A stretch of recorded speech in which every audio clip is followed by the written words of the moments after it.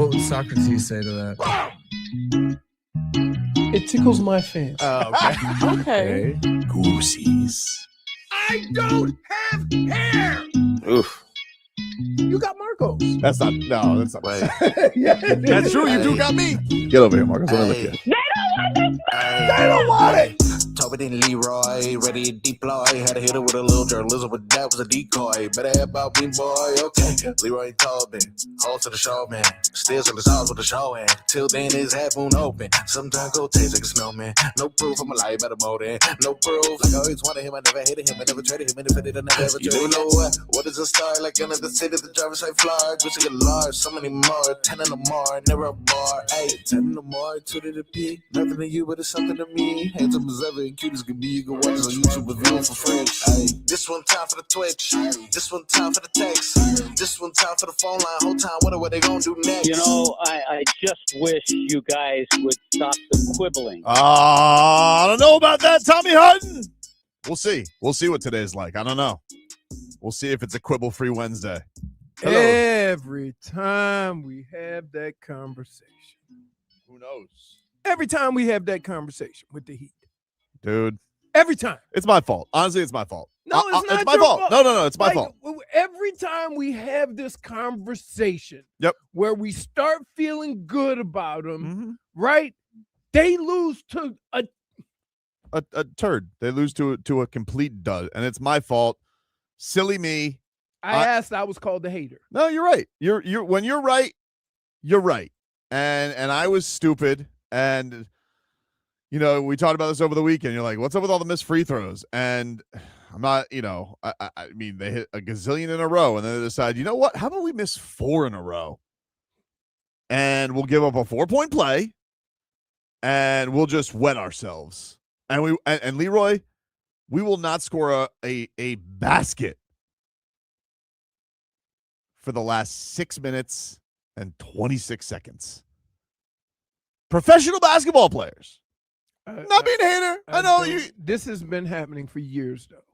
When that moment happens in a game, right? Where nobody's scoring, who's going to take the basketball and get a bucket? Yeah, the answer was nobody, because everybody was either playing for free throws or they were doing dumb fouls. Mm-hmm. And it was embarrassing. Kevin Porter Jr. looked like prime Michael Jordan out there. Nobody could stay in front of him. It was like, whoop, whoop, whoop, whoop. Free passes to the bucket.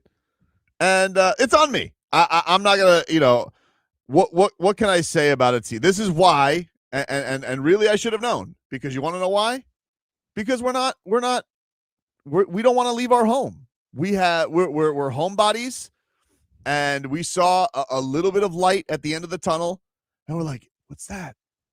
Is that the exit from Play-in-Ville? And you want to just go back into your safe little nest, because that's where we're comfortable. We're comfortable here. We'll give you enough to maybe think about getting out of Play-in-Ville, but we're never leaving. We're going to talk about all our big plans. We're going to talk about all the potential we have. We're going to talk about, we think we're amongst the top 5 in the East. Spo. And you're going to go out there. And Andrew Wiggins, you have to be the most flummoxing player in the history of basketball. Because, dude, I don't understand it. I could never imagine being as athletic as you, as gifted as you. But how is a man who I saw just go like, I'm going to put my paw up in the air, stop another elite athlete, go down the court, stick a 3 in their face, do whatever I want.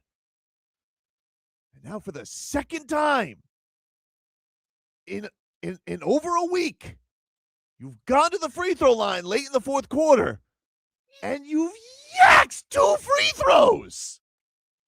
What the hell is that? Crazy. I don't get it. Crazy, right? What?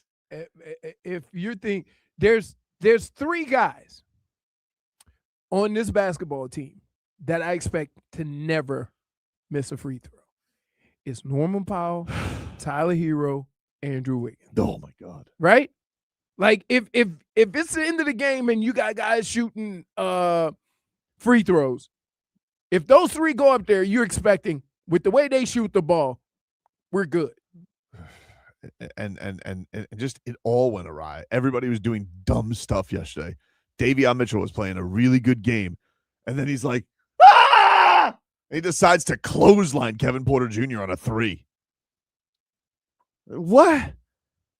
What? I don't know. Whatever, dude. I don't understand how a game that was that close ended up being a blowout. Ah! Well, I mean, that's what happened. It was like 103 to 102. They were up by 9 to start the fourth quarter. Right. Like, what? You blew that, really? I was like, man, we got past third quarter. Yeah, you blew it to Jang and Kevin Porter Jr. and Ryan Rollins, who I know is having a nice season, but come on, dude. Come on. No Giannis. No Giannis. Doc Rivers. How'd you feel, Doc, coming away with that win yesterday? Hell, we ain't even got our stars out there. Porter was balling. Oh my God. he was out Giannis yesterday. By the way, it was the most obvious thing ever when Kevin Porter Jr. hit that 3 that Spo was going to yank Kalel, who looked amazing yesterday, by the way. He was extending his defense. He was getting rebounds. Like I can't use him though. When you put a big and you stretch the big like that, a lot of times they're uncomfortable getting too close because they don't want to get blown by. Yeah. And so, yeah, I could understand that, but for them to then get mad that he didn't close out on a 3, understanding that situation. When do we stop getting mad at Kalel Ware for not closing out on 1 3 ball?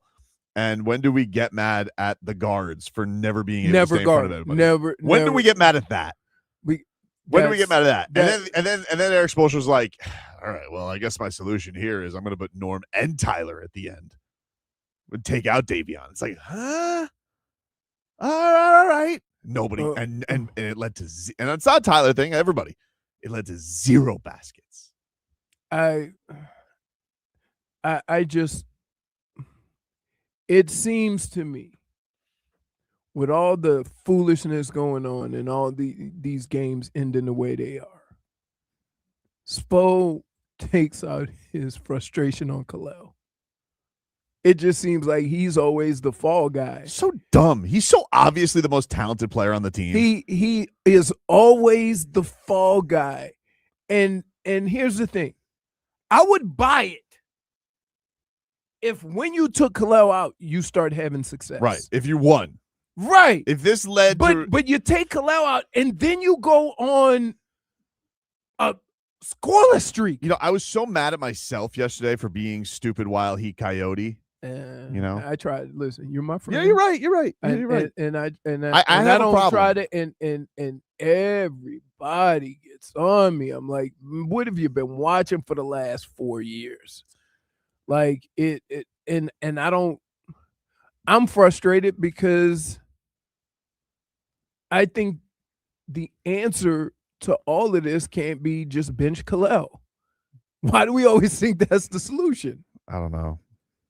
I tell you what, Kalel got a better chance of making a 3, getting to the rim, and defending more than the guards. He scored more baskets than anybody, I think, in the fourth. Like, he had more baskets from his end of the third to the fourth. Did he have half the baskets? They only made 5 baskets in the fourth quarter. Which is Did crazy. He have half of them? 5 baskets. Dude. 5 of 20. 5 baskets. Are you kidding me, dude? It's just frustrating. And I have a problem. I have a problem. And I have no one to blame but myself, except Eric Spoelstra. But I have no one to blame but myself for being in this position. But I don't here's the deal. I don't fault you for feeling positive. That's not what I get on you about. It's okay to be positive and hope for positive things.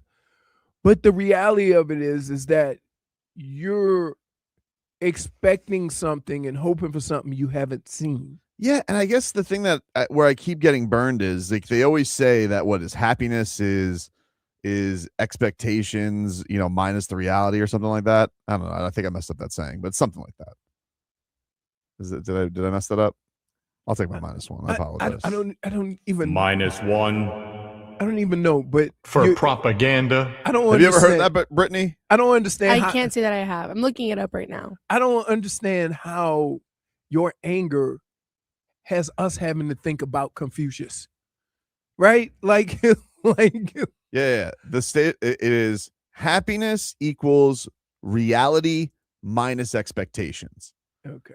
And I feel like I lowered my I'm not asking for a whale. I'm not asking for the 2 seed. I'm just asking to get out of Play-in-Ville. And you have other teams above you who are also not playing great. Right. They're losing too. The chance is there. Well, now it's not, because now, of course, yesterday everybody in Play-in-Ville won except for you. But and you're taking on tanking teams and teams that don't have their best players. I think that's the most annoying thing is you are literally playing either teams that are trying to lose or teams without their superstar, and it looks worse. Yeah, and you're like, if this would happen, it's like, hey, Tobes, they're not getting out of Play-in-Ville. Guess what, dude? They're playing the Spurs and the Thunder and the Pistons. I'd be like, all right, well, you know what? They're just not there. But who are you guys losing to? And then to get up there and say all of this blowhard bluster. You lied to me. You lied to me. All of you. You lied. No. You lied. No, that's not. They lied. Hey, hold on. I was lied to. Let me explain something to you. I'm Let me explain something to you. They did not lie to you.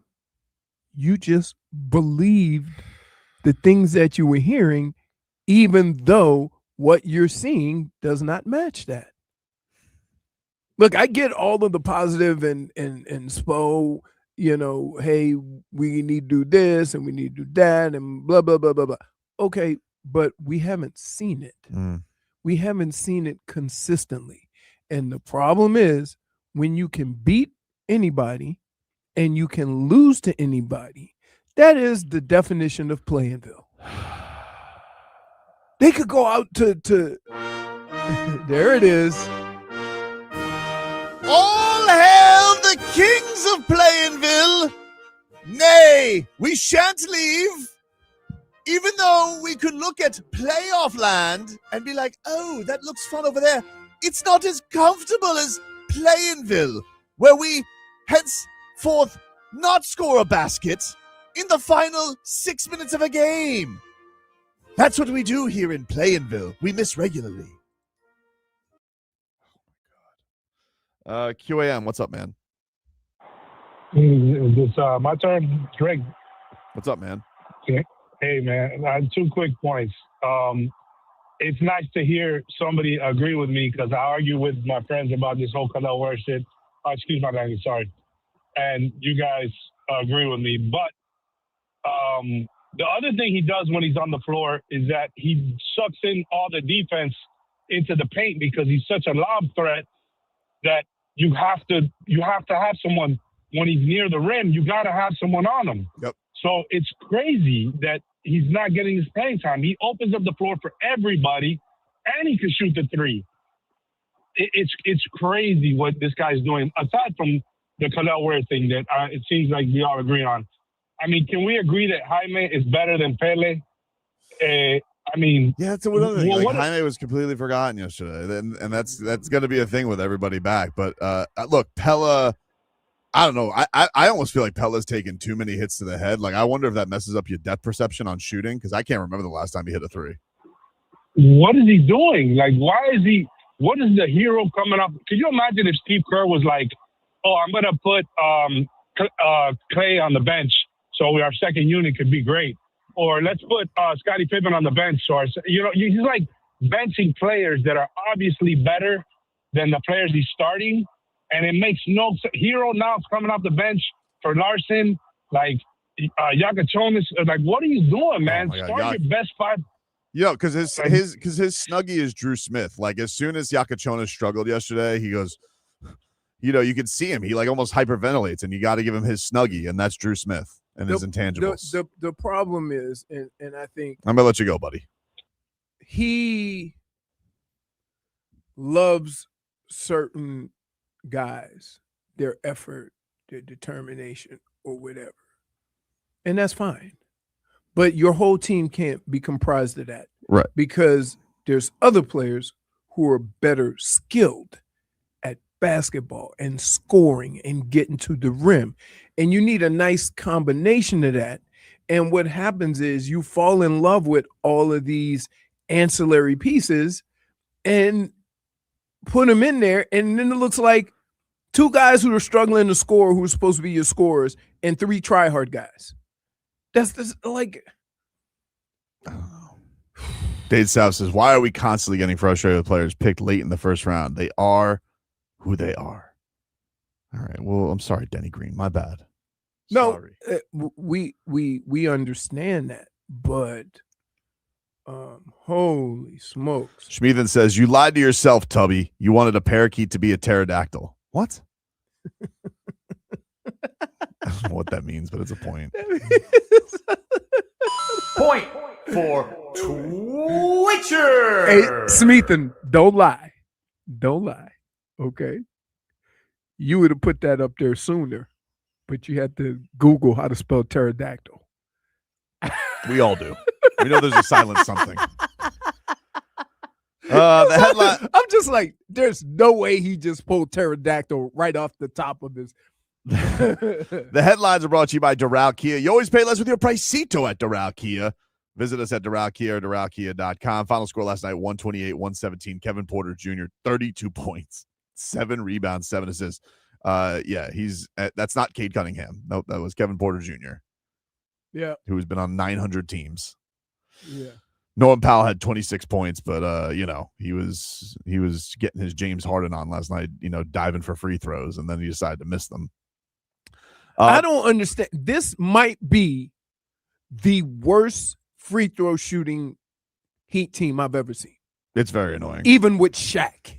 Oh my God. Right? Well, they made them when they mattered. That's what he said. Okay. What else we got? Oh, the Hurricanes won last night. Shout out. Yeah. Beat shout FSU. Out. Yep. 83-73. Malik Renew, 23 points, 12 rebounds. Nice little bounce back from that tough loss to Virginia over the weekend. One game. Who do they got? Boston College, I want to say, on Saturday. Boston College, I yes. think Boston College to close out. Yeah. And then we get to ACC tournament land. The Marlins beat the Phillies yesterday in spring training, 6-1. Joe Mack, that's a good name. He had a grand slam. Ooh. He says, hey, Agustin Ramirez, careful. I'm coming. Nah. He might. Nah, there you go. He might. No. I don't know. Well, if Agustin Ramirez keeps playing past ball, that's over to first base. Fish take on the Astros today at 1:10 as they continue Grapefruit League play. The Panthers have practice this morning. We are going to talk to Olympian Uvis Balinskis from Latvia. He, of course, was he's honestly been one of the only guys that's been out there all season because everybody's been hurt. But Uvis did a great job. He led Latvia in ice time. Latvia beat Germany. Had some spunky games. Nobody, I think, thought that they were going to go in there. But we'll get his take on all things Olympics. There's also some Panthers rumors out there. I'm not happy about. I didn't have a good night last night. I was texting hockey because it was. I was texting Hockey Hornet last about night. Bob? Yeah, I don't like it. You don't like it? No, I don't like it. I'll get into that in just a bit. Wait. Were you not during the Olympics talking about the the U.S. goalie? Yeah, but what did I say? Like you keep saying when Bob retires. Yeah, I would never take Connor Hellebuck over Sergei Bobrovsky. I don't care how many Vezina trophies he has. Okay. Okay. But I was like, hey, if once they're ready to move on, which apparently might be soon. I listened to this Bill Zito yesterday talk for 40 minutes. Didn't like his tone. Wait.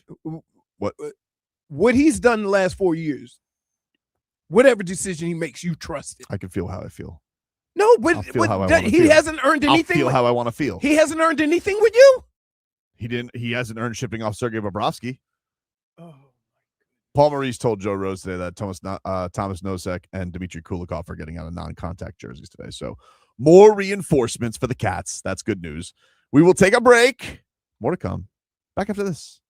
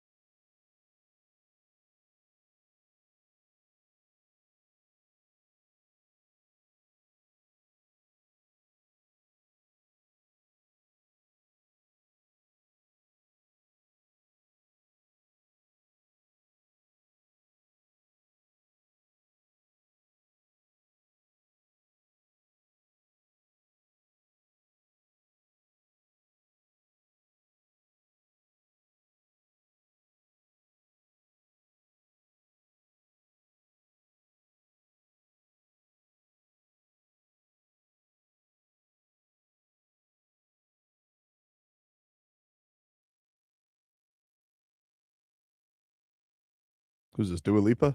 No. Who is this? This is Calvin Harris and not You guys cannot be serious right now. Who is no, this? it's Calvin Harris and what Rihanna. Yes. This is Riri? Yeah. Yes.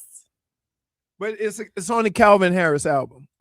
This was the year he won I feel album. like you took the Riri. He out of won the Riri. album of the year, right? Because he had so many collabs and everyone was a banger. Not bad. I love Riri. Didn't realize this was her. You don't remember all of these? This was back when all of these DJs, yeah. All these DJs did collab albums. That's all they do. Seems like it. Well, Calvin Harris kind of like started it. but That's his then- thing. Yeah. Hmm. And then what's his name? Aoki. You know what his claim to fame is? Yeah, he's a famous DJ. No, I think his dad owns the That would be his father's claim to fame that he owns Yeah. Benihana. Benihana. That's not his claim to fame. All right.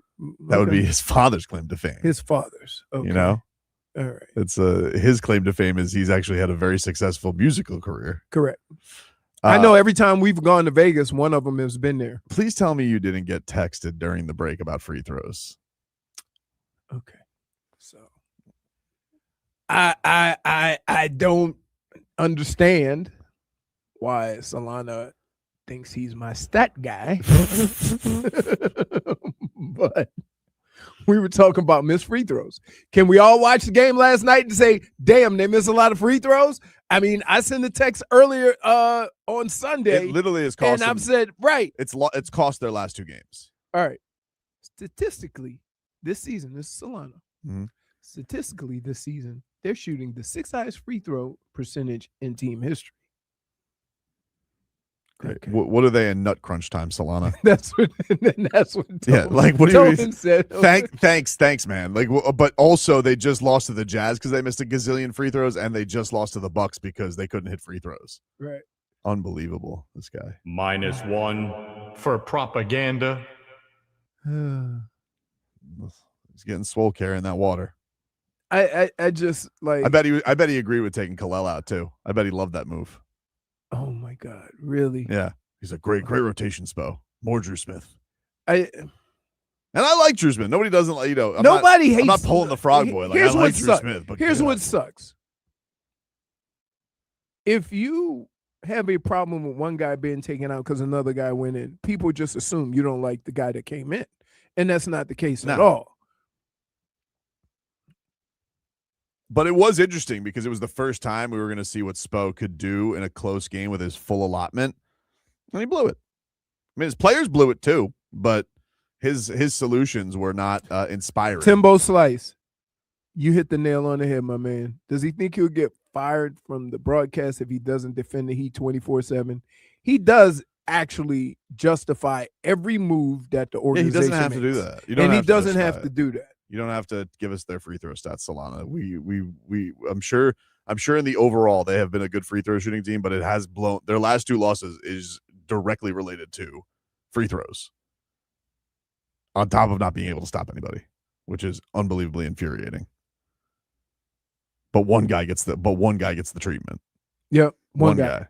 I mean, I would say as poorly at times as they play, it always feels that Kalel is to blame. Yeah, I could see Norman Powell and Tyler Hero chasing their tail for 4 quarters, and Spo be like, "Could I get you a lemon water? What do you guys need? Hot towel? What can I get you guys?" Right. But but God forbid Ware doesn't close out on a 3 properly. Oof. And that's tough for a big, because if a big close out too much, he gets blown by. So they're always keeping that in mind, because guess what? There's no Kalel behind Kalel to back him up. So, like, And it also felt like going to Tyler late, because I thought Davion for the moment, he had a very terrible mistake late. Yeah. But he's supposed to be one of your best point of attack defenders. And, I thought he had a good game for the most part yesterday. Like he's done a great job of kind of stepping out of the way, being a good point guard. And I just don't I just felt like that Tyler Hero move was just like well, let me just play him so I don't have to hear about not playing him. And that didn't work either. Right. So I'm just I find that annoying that they're in a spot where, oh, we have everybody together. But like, dude, when he has everybody together, it doesn't feel like he really has a grip on how he wants to disperse all these guys. Right. You know, it's in cruise situations. It's easy to do it when you're smoking the Grizzlies and you're up 20 and, you know, everybody can get their touches, everybody can get their numbers. But we do have to come to an agreement when these things really matter. Who's really going to get you to the finish line on this stuff? This was Spo on what went wrong.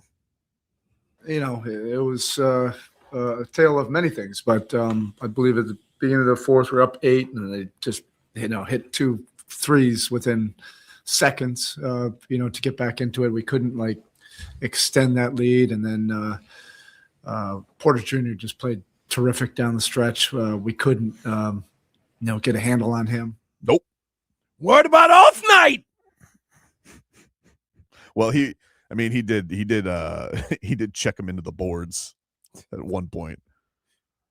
It was like, what are we doing here? This is how we're going to go down. This is how this game is going to end. Are you serious? Unreal. QAM, you're on the air. What's up? Hey, it's Gordon. What's up? So, I mean, like, if you look at these, like, last couple of games and you look at this game, this is what this team is. So we can have – listen, I love when you guys talk about the Heat because I can't – I mean, Joe Rose talking about Tua for 4 hours every day, it's too much.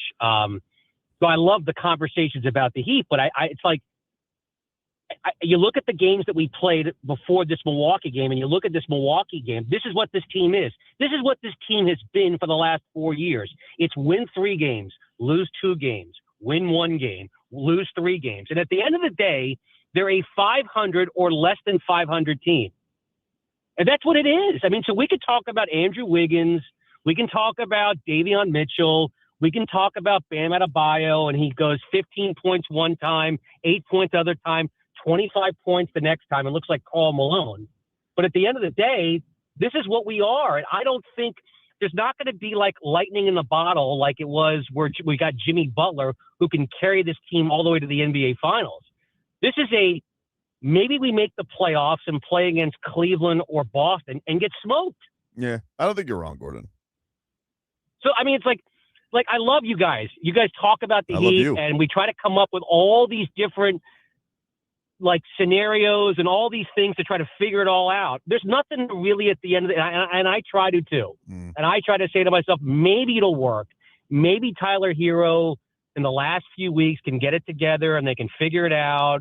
But when you've got to put the ball in Norman Powell's hands, and you've got to put the ball in Bam Adebayo's hands, and even Tyler Hero's hands, you're not winning anything. You're a 500 team. That's what you are. And that's what you'll always be. It sucks. Do you think I should get help, Gordon? Yes. No, I don't think you should get help. I think what needs to be done is I think this team doesn't need to really do what the Dolphins did, which is just clean house, but they've got to really look in the mirror and say, are we going to do this again? We really have got to figure out a path now. Yeah, but I didn't ask about them. To make this team better. I didn't ask about them. I asked about me. No, I don't think you need to. I think you're fine. As long as you don't keep talking about Tua. I mean, who cares about that guy anymore? Joe's the one who needs to see a therapist. I don't know why we keep talking about Tua. He's gone. Do you think Joe does go to the therapist? And he goes, I just don't understand it. Why would they give him that deal? Joe, that's like Joe's oxygen is just ripping Tua. He loves it. Just it rubs him. And I had a conversation with Joe and Bo, and I said, I know old school guys, and I know what they have a problem with. When you go into a locker room, everybody has athletic abilities. Everybody has talent. Okay. But what makes you a great teammate is when your teammates see you fight back from a defeat or from somebody saying something and they see that kind of anger and response that you snap back with. Right. Tua's never done that, right? And so it's a mental thing where he's listening to everything that everybody's saying and trying to accommodate everybody and not being mentally tough. Mm-hmm. And that drives old football players crazy. No, I get it. Like, and it's tough. You know, for example, like I said this when everybody's like, he's got to be safe. He's got to throw the ball away. He can't. And I'm like, the first time he scrambles and he throws the ball away and doesn't try to get the first, everybody's going to be mad because he's not playing football. I just think the thing with the Tua thing that has just become uninteresting is just like, look, there are no good solutions. It was a mistake, and you're just gonna have to try. And it's boring, but it's just like whatever Sully decides, you're gonna have to trust it because that's his decision, and it's really one of that doesn't have a great answer. Right. It's like kind of like what you won't do with Bill Zito, who's had more success. No, there's no reason to think. No. I'll get to this Bill. I'll get to this Bill Zito. It's not different. It's way different. It's way different. You're gonna get way different. No, it's not. It's way different. No, it's not. Bill Zito has got more cachet and more credibility than Sully. The only person who's gotten him his cachet is Sergei Bobrovsky. Back after this.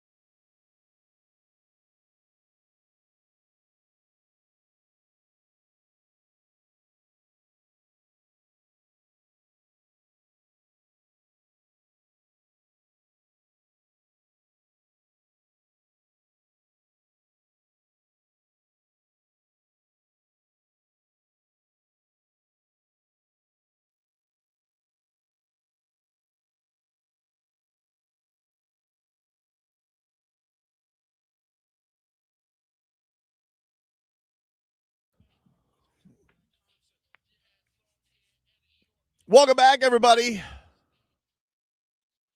Tobin and Leroy here with you on FM 104.3 WQAM. Take you guys up until 2 here on the program. You got what I need. Thank you. You say he's just a friend. You impressed by his singing voice lately, Brittany? Impressed? I don't think that is whole the word. song. Listen, singing is not required for that song. Well, I thought you reached, I thought you reached back. I thought there was something there. That's kind of the whole point, right? So, a lot of stuff on the Panthers. We're going to talk to Uvis Balinskis coming up in the 12 o'clock hour today. Whenever they finish up practice, he'll drop by, tell us about the Olympics, tell us about this run. Big game tomorrow already. You got the Maple Leafs. And how should we, what should we expect? Like, based on where this team's been this year, where they've been the last 3 years, what should we expect? Or would we be expecting too much? I don't know, because it does feel like they're going to get a lot of people back. So I don't know what is expected of them to come back and like how they're supposed to be. I heard Paul on with Joe today, and he thinks that a lot of the guys that were at the Olympics are in a lot of ways going to come back sharper because he feels like they're not missing a beat. He said that the practices haven't been like super intense just because they don't have enough bodies. Like they have 10 guys missing. Right. So I don't know what the answer to that is.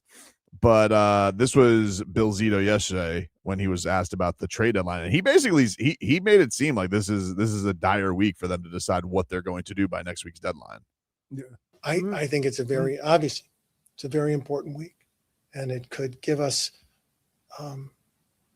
We may have easy answers or easy questions to answer at the end of it. We may have real difficult ones. So I don't know, but yes, I'll be watching every game. Awesome.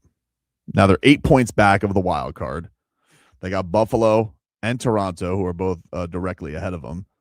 Buffalo has one of the wild card spots, and Toronto is ahead of them in the wild card chase. So, yeah, safe to say that this is squeaky cheeks time. This is the time. Like, there's not going to be like, hey, we get to ease back in from the Olympics. Right. You gotta kind of hit the ground running with this. And it's tough. They got a lot of road games coming up.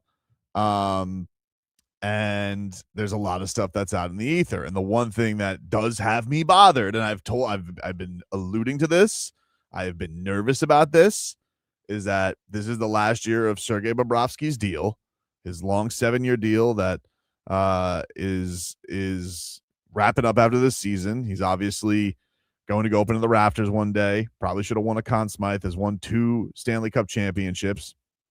And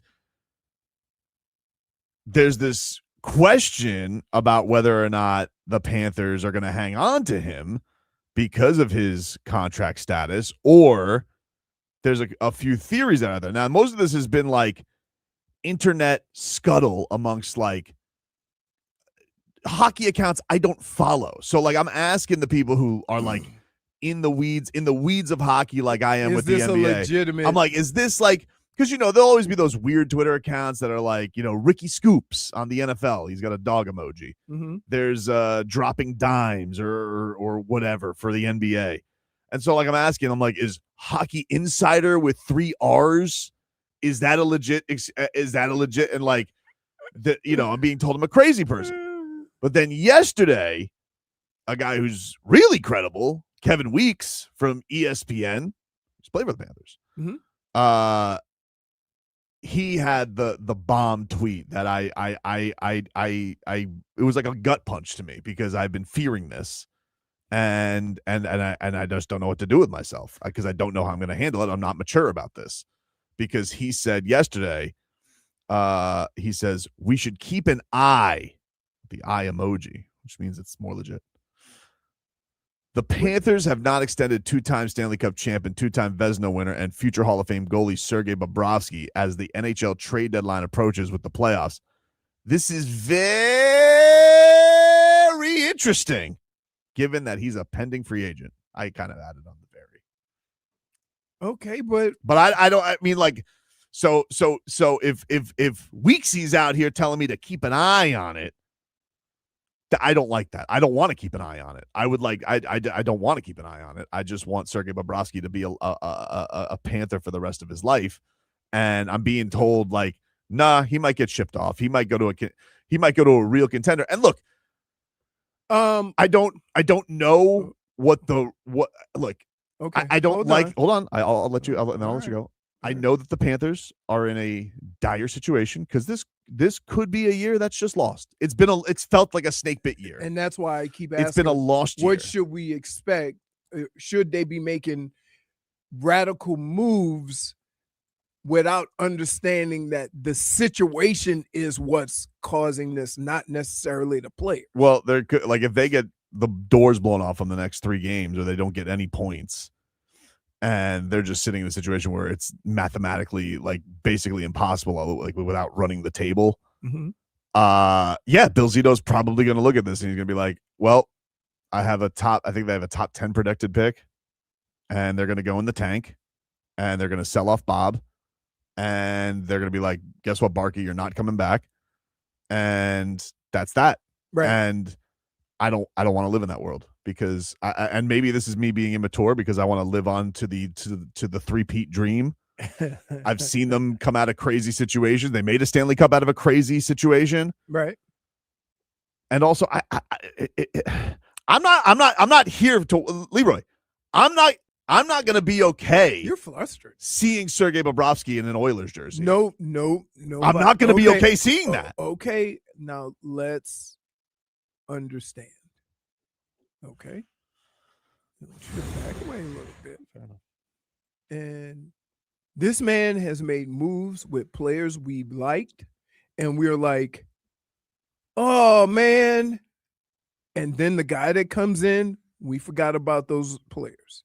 Players that we liked, players we enjoyed watching, all that stuff. Correct? Sure. Is this not? Yes. Okay. He made the swing of he traded a Panthers legend. Well, maybe legend strong. He'd be a Panthers staple in Jonathan Huberdeau. Correct. And swung the Tkachuk trade. So what I would say is even though he may make a move that we don't like, shouldn't we trust the move that he makes based on what he's done the last 4 years? Look. Now, please answer my question. Everybody but Bob. I would trust it. But it's Bob. But it's Sergei Bobrovsky. He's got we, different rules. We had that same thought about Huberdeau. Yeah, but it's different, dude. They don't make goalies. Like they're just not hanging around. Now understand he sees a story that we may not. And what if the goalie he brings in or replaces Bob with is really good? Okay, dude. No, they tried that nonsense with Tarasov. And I like Tarasov, but he's got a long way to go. You know, little stiff, big. You know, I know Bob's his idol. Oh. They sent off Spencer Knight last year in the Seth Jones trade. Paid off. Seth Jones championship. Okay. Seth has unfortunately been hurt this year. Mm-hmm. But you got rid of the heir apparent with the idea that Sergei Bobrovsky was going to have a few years left. And they said that last year when they traded Seth. They're like, oh, we don't think Bob's going to fail. And I know Bob hasn't had a good year. I know that's another storyline of this is that he has not had a good year. But the Panthers have not also had their full allotment of everybody and have not played with the physicality of other years. And I don't think that should all be on him. I think that his playoff resume speaks for itself. Yes, I'm not questioning what Bob has done. Okay. But I'm just saying that there may be moves that you don't like, but should we trust Bill Zito to make the right moves based on his track record? And I'm saying, yeah. So this was him. Get off your feelings. No. Get off. I'm not going to get off my feelings. I'm sorry. I have emotion about this stuff. That's my guy. Okay, yes. That's your guy. Everybody wanted, when everybody was rats off Bob's ship, I was here, alone, fat rat by myself. Absolute. I'm not questioning any of that. Not questioning any of that. This was Bill Zito yesterday when asked about the Sergei Bobrovsky situation. This is what Bill Zito had to say on Bob's future. Uh-huh. You've got a couple free agents. You've signed most of them. Yeah. But have there been any talks with, say, Bob or AJ or? No, I'm not going to comment on any of that kind of stuff. I'll just let the situation speak for themselves, and we'll just kind of see what happens one way or the other. I don't like that. I don't like Yeah. that. What are you hiding? What are you hiding? What are you hiding? I mean, he's not going to put his don't like that at what all. he's doing out there. I don't like it. Okay. This guy's the backbone of your team, and because he's a little long in the tooth, you Right. just say, "See you, dude." You're just gonna find another one, and you're just gonna let him go off to some other contender. So you're just gonna sit idly by and let him, hoist the cup again. And I know that there's some conspiracies that are out there that are like, "Oh, it's a wink." Hey, Bob, we'll get you in the off season. So like, you let him go contend.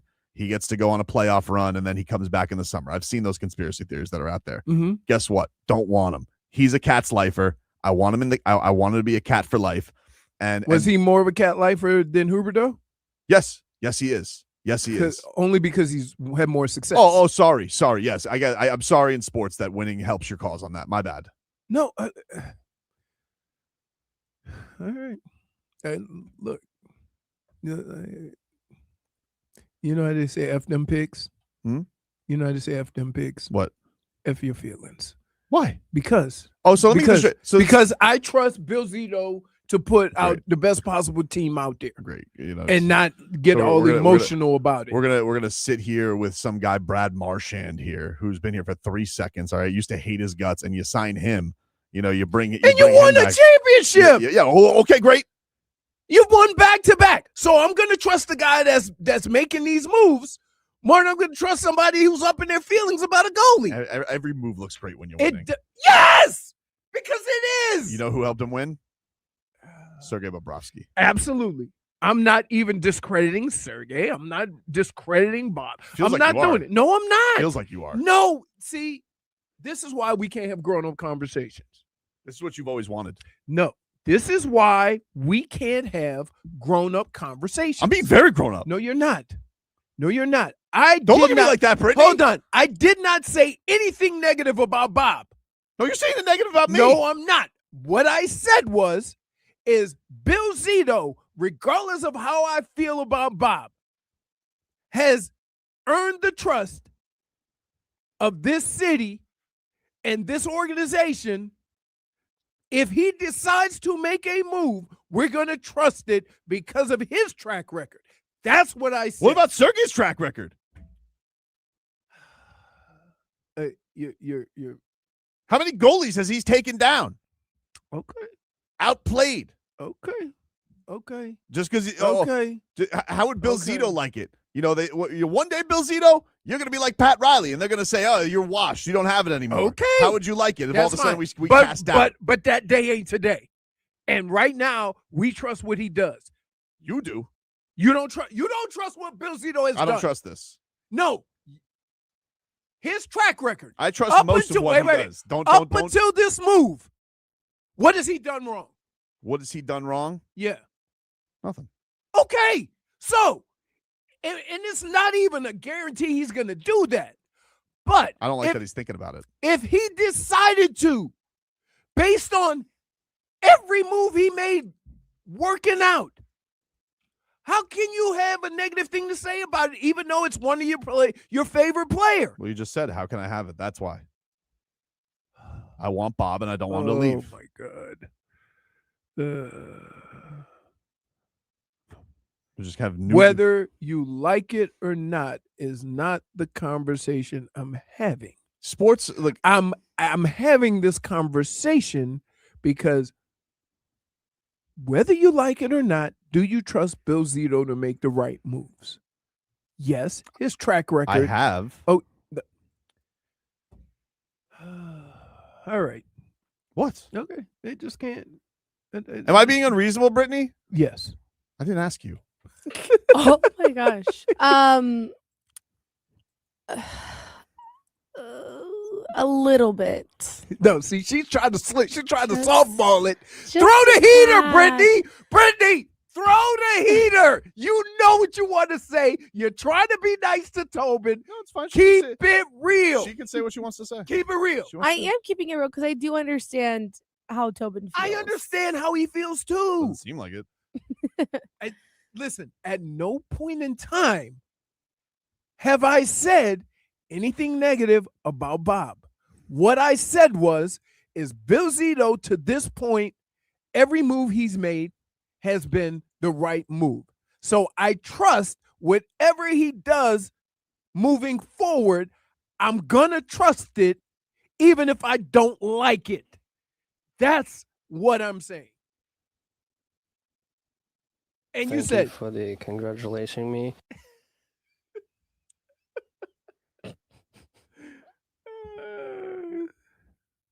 He's really sad right now, Leroy. I know, but there's nothing to be sad about because we don't know what he's going to do. Yeah, he hasn't even done it. That is But true. it's Kevin Weeks' fault. Isn't it? Okay, but again, no, nobody knows what he's gonna do. But if he makes a move, we're gonna trust it. We already survived Twinville, me and Bob. We gotta deal with this nonsense again. All right. Just me and him against the world, apparently. You and Bob? Yeah. Okay. Apparently it is. Apparently it's just me and Sergei Bobrovsky against the world. Okay, gotcha. Good job. Good. You and your goalie department. Go find somebody else. Congratulations. Yeah, genius move. You gave up your goalie of the future. By the way, I would feel maybe a little differently if you had somebody like, oh, we have our guy. You don't have your guy. You traded your guy last year. You went all in. You got Seth Jones. It worked. Okay. Right. Again. Because you told me Sergei Bobrovsky was going to last year's, and now you're like, I don't know. Name one thing that he's done wrong. Who? Bill Zito? Yeah. This is the first time for everything. Okay, but up until he makes that mistake, shouldn't we trust him? Yeah, unless I think you're about to make that mistake. So you're saying you know more than Bill Zito? I'm not saying I know more than Bill Zito. I'm just saying this is a critical error if he's thinking about it. Then you're saying you know more about it than Bill I'm Zito. saying on this particular, particular decision. then you're On saying this yes, I decision. did. Then you're saying yes, I know more I'm than not Bill gonna Zito. say I know more than Bill Zito. It's a ridiculous thing to say. Then if he decides to move on from Bob, should we trust it? No. No. Because you know more than Bill Zito. Fine. On this case, I know more than Bill Zito. You don't move off Sergei Bobrovsky, and I can't believe I've been talking this long. I completely obliterated the clock.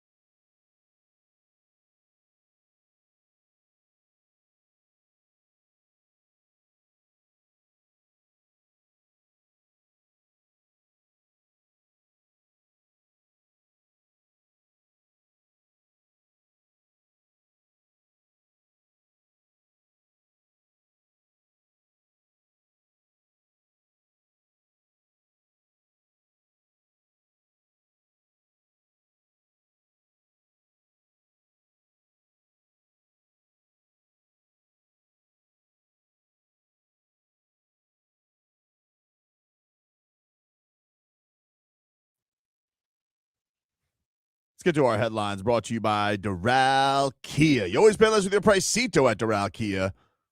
Visit them at Doral Kia or DoralKia.com. Last night, the Miami Heat lost. You know the deal.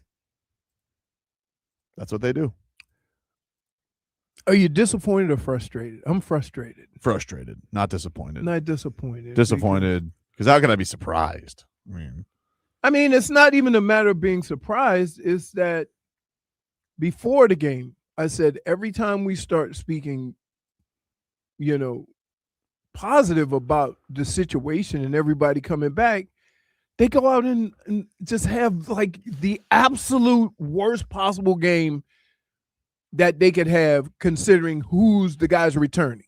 So I'm thinking you getting all these healthy guys, all these healthy scores, and you lose a game because you don't score a field goal in the last 6 minutes of a game? It's really crazy. That's crazy.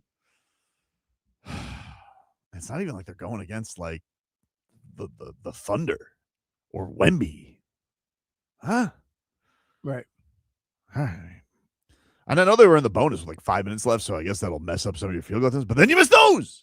Then you miss free throws. It's torture. It is torture. And I'm thinking about tomorrow night, because you got to go against Philly, who's directly in front of you. And I'm thinking about Tyrese Maxey licking his chops in the fourth quarter. He goes, I'm going to get who? Who? Oh, and all they're going to have out there is Bam?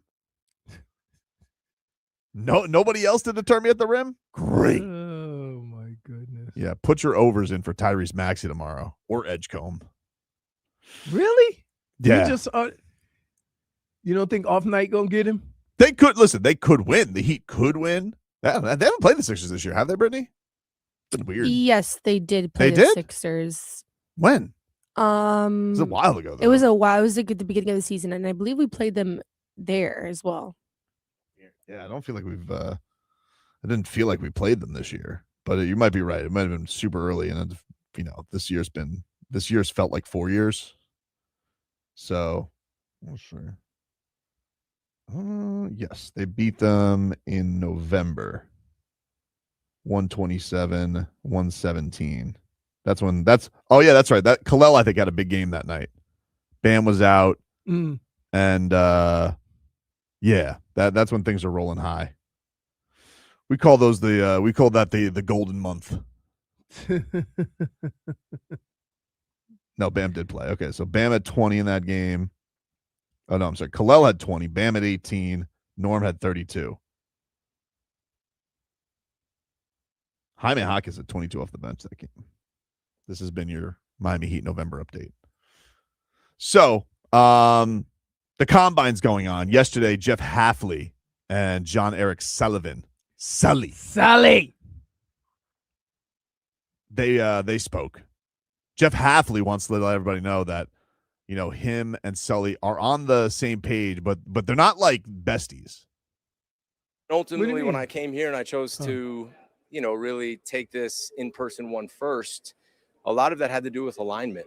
I've been a lot of places and kind of observed what it looked like with the head coach and the GM. And I always said to myself, if I ever get the opportunity to do this in a perfect world, you want to really be in alignment with the GM. And in an even more perfect world, you want to come in at the same time. So Jon-Eric and I, really, we share the same vision. And some people think like we did this because we're friends. Like, I hate to say we're not friends, but we kind of are. But we've never hung out outside the office. I've never been to his house. We've never went out to dinner. I think it was a mutual working relationship and mutual respect where we could have honest conversations, where he could tell me something about what he thought, how we played on defense, and I could honestly tell him if I didn't like a prospect he did. And I think it just brought us closer together, and that was a huge decision for me, as well as ownership. Their vision, my vision, a joint vision there. They made me feel really comfortable, and I really enjoyed the process, and that's why I chose to take this first and ultimately accept the job. John bums me out. I was hoping they were like best of friends. No, they don't have to be. But they're always together. They don't, but how can I put this? Dade South says he's lying. There's video of him on a couch on MTV watching music videos. I would say that. Brittney, you know about Beavis and Butthead, or that's a way out of your era? No, I do know about Beavis and Butthead. I would say that one of the reasons why he probably said it that way is because he didn't want to have Hafley lose credibility as the hire or as the guy who is qualified for the job. They didn't want because they were friends. They didn't want to seem buddy. Correct. Like a friend hire. Correct. But we kind of assume that they are, though. The way he explained it, right? Even if there are friends, he explained it in a way that they were acquaintances and they agreed on a lot of stuff while in Green Bay. And not that, oh, if I go here, I'm bringing my bestie with me, right? So well, I think if you did it that way, then maybe people would question whether he was qualified or not. And I think that's why he said it the way he did, so that, hey, even though we were together, I'm here based on my qualifications, and so is he. I think they need to hang out more then. You know, like I'm more than sure they're going to hang out plenty. Family camping trip. But I'm just telling you why you say it that way. Yeah, but that bums me out. Like they haven't gone out to eat. Tobin, he told the story the way he did. No, I understand. To make that so point. So you don't believe him? Huh? You don't believe him? No, I believe they are friends.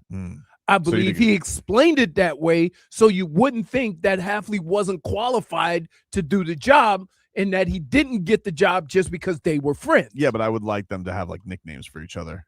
Because if they're going to be a package deal, we're actually like, will you stop? No, I just want to be sure. Stop? Like that's how they're being. They presented. Probably do.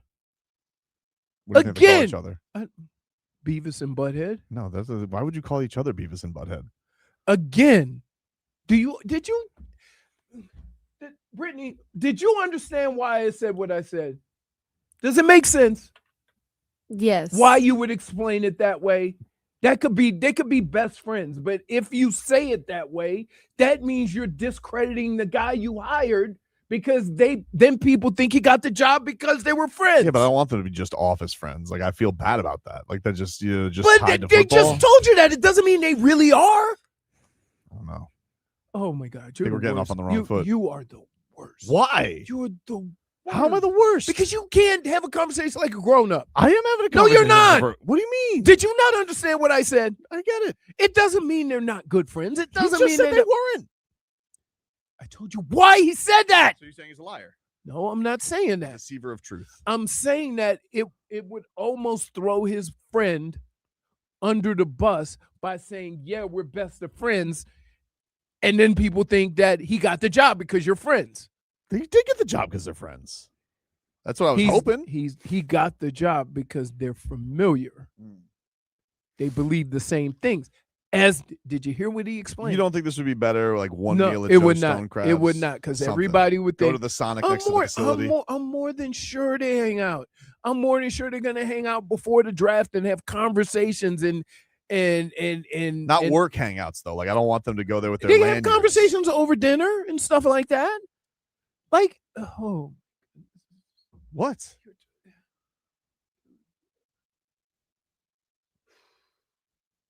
Balance is important. No. Sometimes I wish that we could have football talk as adults. This isn't football. No. This is life relationships. You know, you and I enjoy spending time outside the show. Yes. Right? You know? Yes. And can I just tell you, most people probably think the direct opposite. Like, you guys fight all the time. No, man. Like, say, what do you do? You didn't think that was a weird answer? Call each other idiots?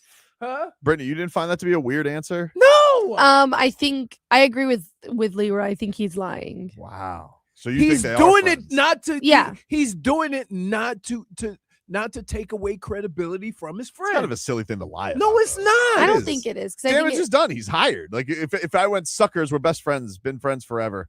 I call him Falcon. Then everybody would question the validity of his hire. So you say, no, we were acquaintances. We believe in a lot of the same things. We had conversations when we were in Green Bay about players and stuff like that. And we were on the same, Maybe there's just nothing fun to do in Green Bay. That's why they weren't like hanging out. Dude, can I tell you? Yeah. You know what it's like going to Green Bay? We practiced against Green Bay my rookie year. Mm-hmm. It goes house, field, Lambeau Field, and bar. What about a diner? They got a diner there? No, bar in the corner and houses. Wow. Like there's people that could literally walk outside their house across the street to a football game. No blocky, except not just everybody's white. What? Everybody's white in Green Bay. Interesting. Yeah. So I don't know if they use the term no blocky. But I'm telling you, no, Green Bay is tiny. And where you stay, they have one hotel. Haunted, right? Oh, that's Milwaukee. That's Milwaukee. They used to play a preseason game and a regular season game in Milwaukee. And you know what sucked about that? Both sidelines are on the same side. You believe in ghosts? Huh? You believe in ghosts? I asked a question. I would like to knock you into ghosts. Why does that have to just answer my question? Do you believe in ghosts? No. Really? No, I don't. Brittany, you believe in ghosts? Yes, I do. Really? Wow. Really? Do you think you've ever encountered one? How many drinks did you have? No, just let her answer. Let her answer. I think I've experienced like some sort of spirit. I don't know necessarily if it was a ghost. Interesting. So like you did like one of those Ouija boards or something like that? Absolutely not. I don't mess with that. Wow. Too many spirits. That's scary. Yeah, no. Have you never watched a horror movie before? I watch horror movies all the time. So do you believe in ghosts? I think I do. I think I do. I feel like there's an angle coming here. No, there's no angle. Oh, There's no angle. I swear to God. I don't always have a bit. Are you sure about that? I don't always have a bit. Tell you one thing though, if Bill Zito trades Sergei Bobrovsky, I'm gonna haunt him. Sorry. So my question to you is, yeah, Bill Zito has no credibility with you if he gets rid of a player you like. Even though every move that he's made the last 4 years has worked out perfectly. Picture his credibility like Odyssey points. If he trades Sergei Bobrovsky, he's getting a tote bag, but his credibility's gone.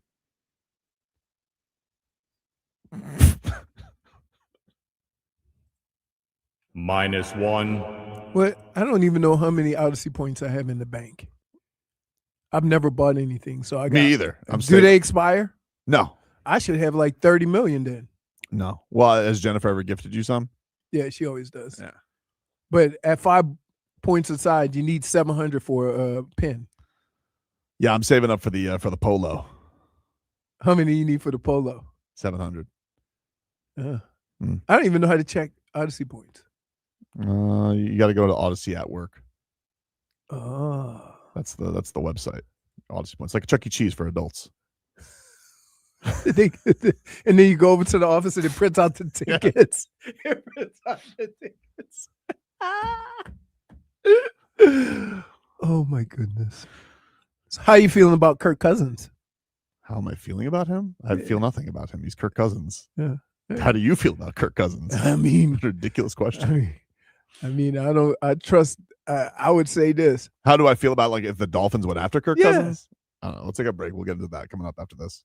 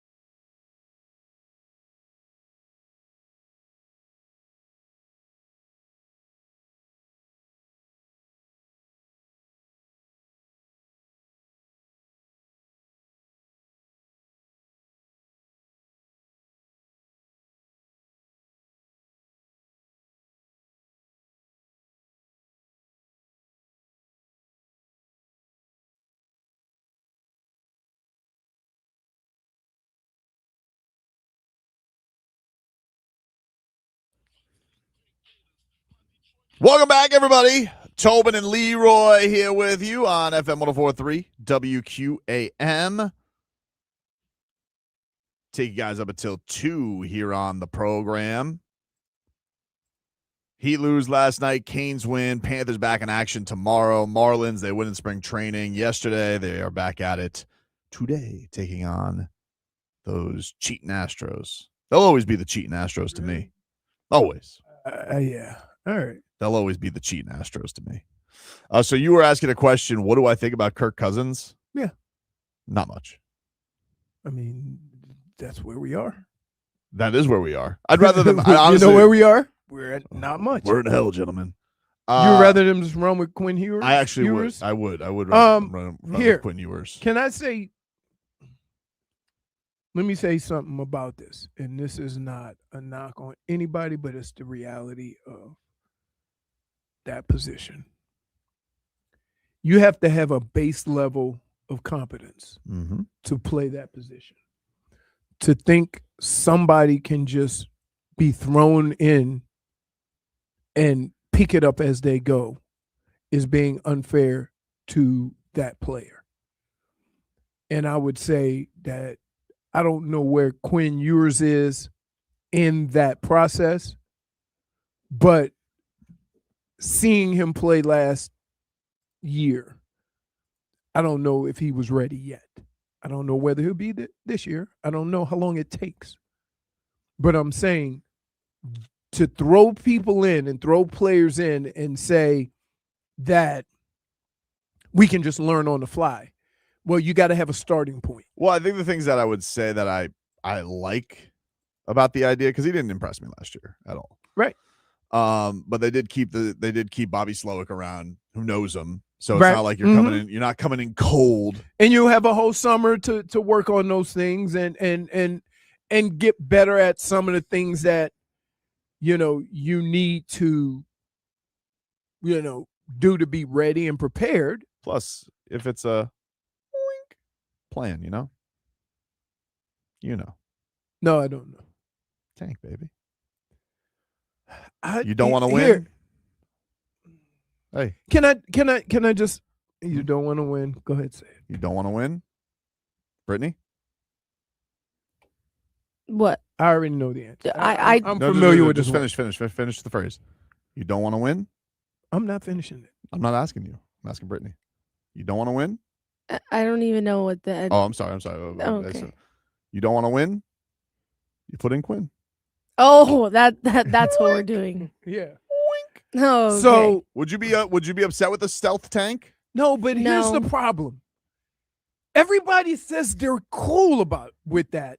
And everybody for the last couple of years is saying, let's just tear it up and rip it over. And start over. But then everybody says, I'm not paying for this. No, that's on them. I can't fault anybody for not paying for it. Even though that's what you want. Well, I'm not paying for it. I'm not worried about it. I'm going to be on game day uncensored. Again, you understand the difficulty of a team doing that. Is it difficult? Okay. I don't think it is that difficult. If you think okay. I mean, what is it? What is the alternative? Right. It's like if we accept there are no good solutions, if we accept there are no good solutions, right? Because when people say, because all I heard from him yesterday, got a draft, want to get younger and cheaper, got to get our cap situation healthier. Right. None of those connote that they're going to have a good season. Right. None of them. Exactly. Correct. So no. I listen. Here's what's going to be amazing. You ready? Yeah. They're going to have between 6-7 wins. And everybody's going to be like, wow, we won that many games when we were trying. Right. Watch. When they weren't trying? When they weren't trying to lose, when they were trying to win. Is that impressive? 6 wins? 6-11? That's what they're going to be this year. Well, okay, so that's what. So, would you rather be 6-11 or just 3-14? I mean, you know how hard it is to go. Listen, I was 3-13. Mm-hmm. Some of the things that happened that year, yeah, we sat back and looked at and go, how in the hell is this possible? It's hard to be that bad. It really is. If you're committed to it. No, it doesn't matter. You still got 53 players on your team that are in the top 0.01% of the. All Stephen Ross has wanted is for one damn person that he's hired to have the balls to start from zero and tank. Right. And he hasn't been able to do it. Adam Gase wouldn't do it. All right. You know why? Would you, if you're a coach and you're a new coach, you want that on your resume? Yeah, because he's an egomaniac. I know exactly why he did it. He's an egomaniac, and he ended up with the Jets, and then his career was over. No, but now he's getting water from Mike McDaniel. If I hire you to do a job, and your first order of business is I want you to come in and look bad, that's not an easy thing. If you are fixing a property, and you're just like, this house has rotten wood, termites, carpenter ants, the works. What do you got to do? Tear it down. Tear it down. Okay, dude. but no, Tear it but down. here, nobody's going to get fired over that. Okay? If you come in as a new coach and they tell you to tear it down, we're going to rip the Band-Aid off, and you go 3-14, who wants that on their resume? Don't know. I don't know. That's why they should. I think you guys are real comfortable with somebody coming over here who has a dream job and saying tank.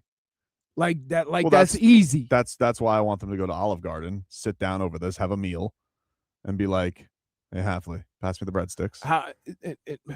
It never ends well when you ask a coach to do that. Well, I know. Nobody has the balls to do it. No. That's not why. Because when they do it, then you get a real coach, and you think, oh, he was just like, who wants to do that? Maybe we do get a real coach. No, but I'm saying, who wants to do that? Don't you want a chance to show your merit, show what you can do? That's why you give them no options. Dude, like what? Come on, I want to be the worst thing in the world. Not for you. What do you care? What do you mean? What do I care? But for a guy who wanted his whole life to be a head football coach, and your first role is to go out and be as bad as you can possibly be, like, again, even if everybody agrees with that, even if the organization agrees with that, it could look so bad where you go, hey, we need a new coach. What was Troy Aikman his first year? 1-15. So Troy Aikman was in on these meetings. He knows what it's like. All right. Right? Okay. Like if you're gonna like it, okay. Jimmy Johnson was the one who recommended Troy Aikman. They all went through it. In all fairness, I'm gonna be honest with you. The people in the offices, okay, they can handle it. Right. But if you're losing that much, right, at the end of that year, they could say, well, we were in a tank mode, but we didn't like the organization of it, or we didn't like this of it, so we're going to go in a different direction. Alex says tanked for Tua, now tank with Tua. See, I don't think they can tank with Tua. I think Tua is too competent. Like Tua will get you 7 wins. Yeah, I agree. That's why I think you need to go with, you would need to go with like a Quinn Ewers. Yeah. Maybe, and look, all right, let's say, here's what I would say. Like either Quinn Ewers looks like he's getting it together. Like maybe he has a Tyler Shuck type season, right? Tyler Shuck looks pretty good for the Saints. He did. He looks like the Saints look like they got something at QB. Yep. And so like you could but go. What was their record end up being? They won 7 games. Okay. But it looked like they were going to be terrible. Remember, they almost beat the Dolphins. They should have beat the Dolphins. Yeah. Put it right on Olave's hands. And we were like, oh, that's a grand embarrassment. They ended up winning 7 games. And now the Saints are like, hey, we kind of got something here. It looks like we got something. So like you go into a year with Quinn Ewers and you're like, all right, 2 things are going to happen. We're either going to be terrible and we got to figure out our situation when our money's better. Or we got a little something. I know they're going to draft somebody too. Would you be like, I don't know if you'll find somebody in the 3rd round that's going to be a QB that can I think be comfortable starting. I think you one of the things that you do with that is that you draft a guy that maybe you could develop. Yeah, like the skills that this guy has. Right. He's a little rough around the edges, or he doesn't have a lot of starts in college, and you develop them. So yeah, when they say you could bring in a guy every year, yeah, you can, and always have like that third guy or that practice squad guy getting work and seeing if he can develop. I understand all that. I'm just saying, man, if you're a new coach and your first order of business is to go out and be as bad as you possibly can, that never ends well for that coach. Understood. But if the other option is, hey, we want to bring in Malik Willis, we think that he's the guy, like, he better work. And the other thing is, you know how we talk about trust in Bill Zito, and Bill Zito's earned that trust, right? Except if you trade Sergei Bobrovsky. Well, we're not there yet with Hafley and Sully. But I'm saying, here's the thing. Mhm. If they go about this, I think everything on the table, everyone's going to give them grace, except for the Malik Willis thing. Because if the Malik Willis thing does not work, right? You guys know this guy. Correct. Your margin for error is 0 with this move. Correct. It better work. Correct. Especially when you have to give him 25, 30 million, right? Yeah. Well, Okay. I mean, by the end of this, it sounds like he's going to be the highest paid quarterback in the league with the way everybody's talking. Well, again, that's what happens when you have 32 teams and 20 quarterbacks. It's a great year for him to be a free agent quarterback. Right. Especially with nobody in the draft except one guy. Yeah. Take a break. Play a little mixed bag coming up next.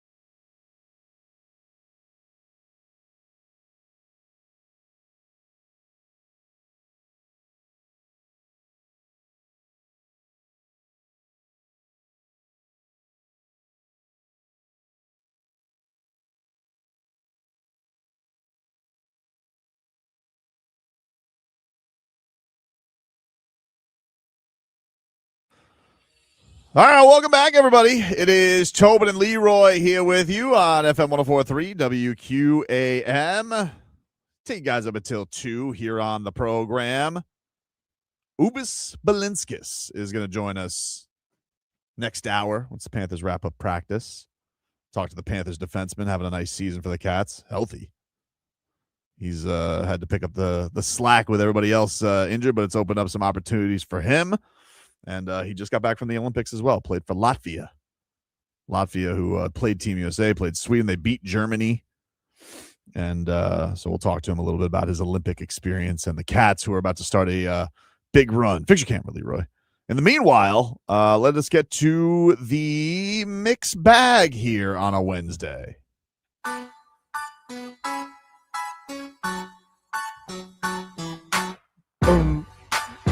So, a shout out to one Sasha Barkov. Aleksander Barkov donated, well, they didn't give it, I think, the specific amount, but it was 7 figures to Joe DiMaggio's Children's Hospital. And they named one of their medical programs after him yesterday. And there was a whole ceremony, and the kids, like, I guess, put a montage together. And I read one of the quotes. I didn't get to see the video, but I read one of the quotes that said, Barkov said, "This is the first time I've cried in my life." Really? And I was like ever? I wanted to make sure, like, I read it. I was like, he's never cried? That was the first time. But this is Sasha on the kids getting him emotional. Very emotional. Like, you think, I never really, I don't want to say like thought about it, because I think about it a lot. And just to see those, I get those photos here and there from the games, from the suite, but like video like that, all the speeches that they did before me, like they just touched me. So got very emotional there, and it was really nice to hear, and very thankful. Wow, what a guy! The captain. That captain. Barkey also gave a little update on his health. Here's what he had to say on that. Great. I'm really happy where I am right now. I know the schedule. I know how I'm in good hands, pretty much. Like, we have great people working for Panthers, and surgeons and physical therapists and doctors. So trust them, and they will always make the right decision. And I know, hopefully very soon I'll be back with the team. Oh, I hope so, man. It's been tough without you. This would be like, I don't know how hockey is different than like football or basketball, because in football or basketball, when you return from it, you got to be able to cut. Mm-hmm. And I don't know, is it more strenuous or less strenuous on ice? I don't know. Because I also know on ice you could slip.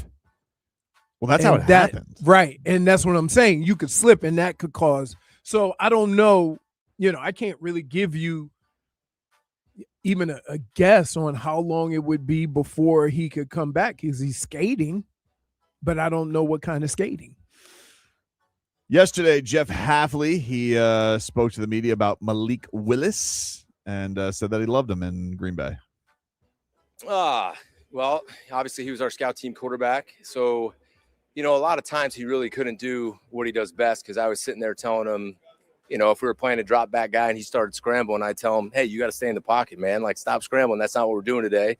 And then if we were playing a scramble, he could kind of play his game and do his thing. Obviously him and I have a really good relationship, and he always did a really good job and gave us everything that he had. Scout team quarterback sounds lame. Hold on. Dude. Hmm? Let me explain something to you. I'm going to tell you right now. Hold on. You going to pay a scout team quarterback $30 million? Well, he was. I mean, that's how we knew him. Okay, but I'm just saying that's a bit of a reach, even if you really like the guy. Interesting. Only has 5 starts in the NFL. Mm-hmm. It has the makings of a same old Dolphins move. Yeah. Okay. So the more they talk about him, and this has nothing to do with his ability. just the situation, the more they talk about him and explain what their interaction was with him, they're turning me off more, because that's a lot of money to be paying for a guy that only had 5 starts. Yeah, like if it was more reasonable, and you'd be like, oh, he's gonna come in here and approve a Right, deal. right, exactly. But it exactly. seems like it. No, it's somebody's gonna break the bank. And I don't even know how much this is. I know he's got. I think his agent's David Malgetta, who's very good. Obviously, he's one of the more high-powered agents. Mhm. So maybe they're just doing a great job of running up the score on this value. Right. Because honestly, like, who is going after him besides the Dolphins and the Cardinals? That seems like the 2 teams. No, there's probably more. There's probably Well, there's a lot of teams. That's what they'd like you to believe. Well, there's a lot of teams that don't have a quarterback. Yeah, but how many want to pay $30 million for a guy with that little a resume? Right. This the was- Super Bowl champ doesn't even get 40. This is what this is what Sully had to say on Willis. Sure. Very happy for Malik on a personal level, the situation that he's put himself in. Malik's a very, very good kid. It's a testament to him and how he played and the opportunities that he got. As it pertains to the Miami Dolphins, listen, I think I'd be lying to you. Any team that is potentially in a quarterback a needy quarterback situation, if they tell you they're not talking about Malik Willis, that would be a lie. But we've talked about a lot of people, a lot of free agents. Malik's just one of them. We have no idea what that's going to look like in our room. Is it going to be multiple draft picks? Is it going to be a free agent along with Quinn? Who knows? We have so many factors at play. We got a lot of decisions to make as we move through the next couple weeks. But I wish Malik the best. A lot of like for the human being. He's a great kid. All righty. All right. He also said, I believe, to local reporters later, that it would be a tough road for the Dolphins to get him because of their money situation. Right. So he did give at least that little window into it. Mhm. Yesterday, Nikola Jovic was sent back to Miami because of back issues. This is what Spo had to say on that. He's going back for more treatment. We feel optimistic that the treatment will help speed up, this process. It's nothing, sinister, that we don't think we'll be able to handle, but we do need to calm it down so he can feel better and move better. I think that'll also help him feel a little bit more comfortable while he's out there. All right. Been a bit of a lost year so far for Nico. Not great. I'd say. And the thing that sucks is, and this is the worst part of professional athletics. You have situations where you're out there, you're trying to play and you're not 100%, and it's reflective of the results. Nobody knows, right? And it sucks because you want to go out there and try to play. But at the same time, remember I told you, like, sometimes the organization and the training staff have to protect you from you. Timbo Slice says back issues, a.k.a. mouthing off to reporters. I don't know if he's mouthing off, but he is very honest. Yep. He is very honest about that. He'll let it fly. He'll let it fly. Man. Finally, Norman Powell on what went wrong yesterday in the fourth quarter. There's too many times where we messed up. Sometimes we got it right, sometimes we didn't. And I think they're able to convert on that. And they had confidence. And they started making the plays down the stretch, and we just weren't able to get the stops we needed.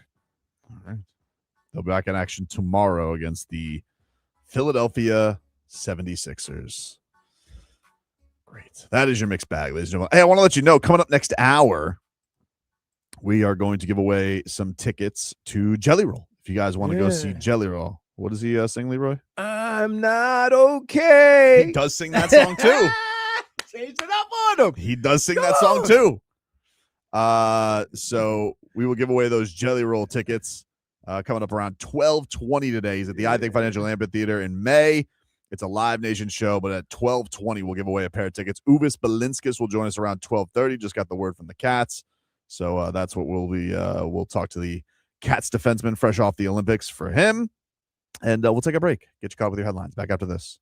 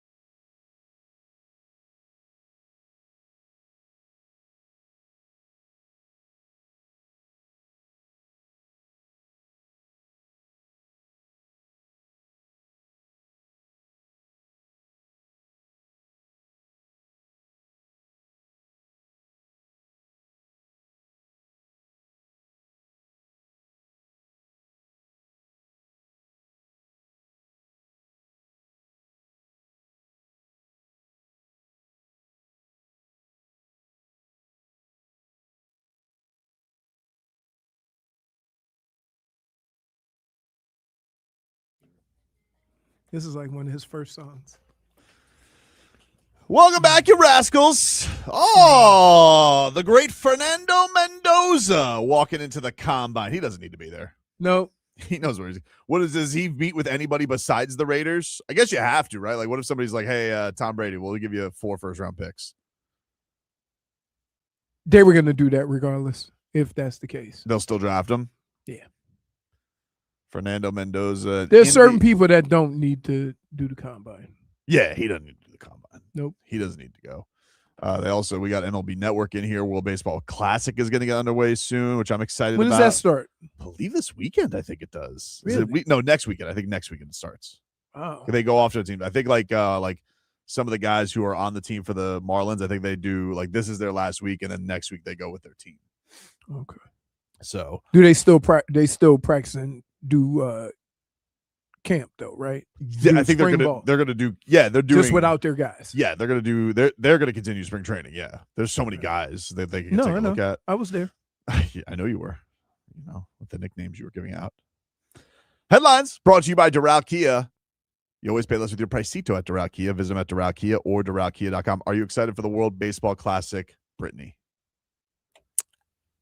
Yeah. That's such a lie. You don't have to lie to me. Oh, I don't have to lie to you? No, I mean, no, lie it's not that I'm not excited. It's just that You're not excited. No, it's not that I'm not excited. It's just I don't want to say that I don't care, but it's just not on my radar. I think I love like just the drama, the big time games and the matchups and stuff like that. It's great. And it honestly, like every time I imagine that the crowds are going to be great, but it always seems like the crowds are great down here for those games. Right. Well, I think that's the fun part about it. I like seeing like the social media stuff of like everybody out there and like the heritage that people feel. Mm-hmm. Yeah. That's always really cool. Plus, and also keep in mind, like there's a couple of guys that I go, oh, he's from there. Oh, really? Yeah. All right. Fair enough. Yeah, and they'll finagle some too as well. Yeah. On that. On the Heat front, they lost to the Bucks last night, 128-117. Very frustrated about it. 6-point favorites. They lost by 10. Yep. I don't know. It just seems like this is where we are. Right? I don't want to be here. Mm-hmm. But it seems like this is where we are. Right? It just Let's seems get comfortable. Like this is our land. Every time you start feeling good about this team, they get blown out. What was the name of the knight? He wasn't a knight. What kind of knight was he in the show we just watched? Wasn't he like a step below a knight? He wasn't like a royal knight. And the dude. What is his name? Duncan the Tall. But what kind of knight? He was like a second rate knight, a hedge knight. That's what we are. We're hedge knights. That's what you are in Play-in-Ville. We don't have actual knights. We're hedge knights. What about this stupid kid that keeps running away? Oh, I'm sick of that kid. He's getting everybody killed. He's getting so many people killed. He's a prince and he wants to be a squire. That kid is Tyler Hero.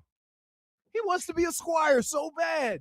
I'm like, then the guys, look, they're going after big fella because the prince left with him and said, oh, he said I could go be a squire. You know what's a tough way to go? What? Mace. Tough way to go. go. You see the guy get hit in the back of the head and then Did I? he start and then they just they look at the back of his head and they go, damage is done, my friend. I'm survived. I'm surprised our guy died. I mean, didn't die. He got his butt whooped. Spoiler alert. He got his butt whooped. Andre says Lakers not much better though. Yeah, Luka. You know what's great though? Like, and I think this is funny. Like years ago, I haven't had we switched it up today. We didn't have ESPN, and so I don't know if this is a talking point today. But man, Luka Doncic passing up an open three yesterday to LeBron for a crazy ass fadeaway three. That would have been like Sports Center, or that would have been First Take for like the whole show if that was LeBron back in the day. Yeah. If he passed it up. So I don't know if that did that with Luka or not, because I really just didn't want to have NBA. No, because we can only do that with LeBron. That's it. Even though I would say that Luka, if it's between you and LeBron shooting a three, I think we would rather roll with you. Yeah, especially if it's open. That's the crazy part. Like, you're putting LeBron in a bad spot there, But you're never in a bad spot in Play-in-Ville, just in a mediocre spot. It's not great, but it's not that bad. Just be prepared for 2 bonus games against divisional opponents. Maybe 1. And then you'll lose to a 2 or 1 seed. That's what the Hedge Knight does here in Play-in-Ville. All hail! Look, our young squire, Kasparis Yakachunis. Too many minutes, please sit. Look, Kalel the Tall. Too tall for Eric Spoelstra. Thou shalt sit. Thou has jousted too many dunks into the rim. Ergo, we must take him out for Norman Powell. Wiggins the Bricker. Going out there and bricking free throws left and right. He looks like the greatest knight, and then all of a sudden looks like a court jester.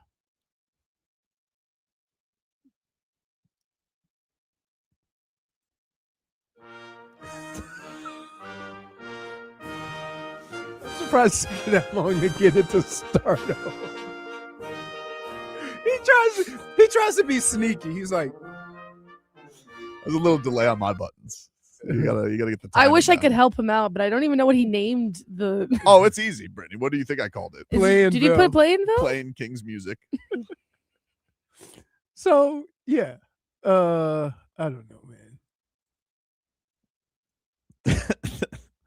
I got a tweet here from Jordan Schultz from Fox Sports.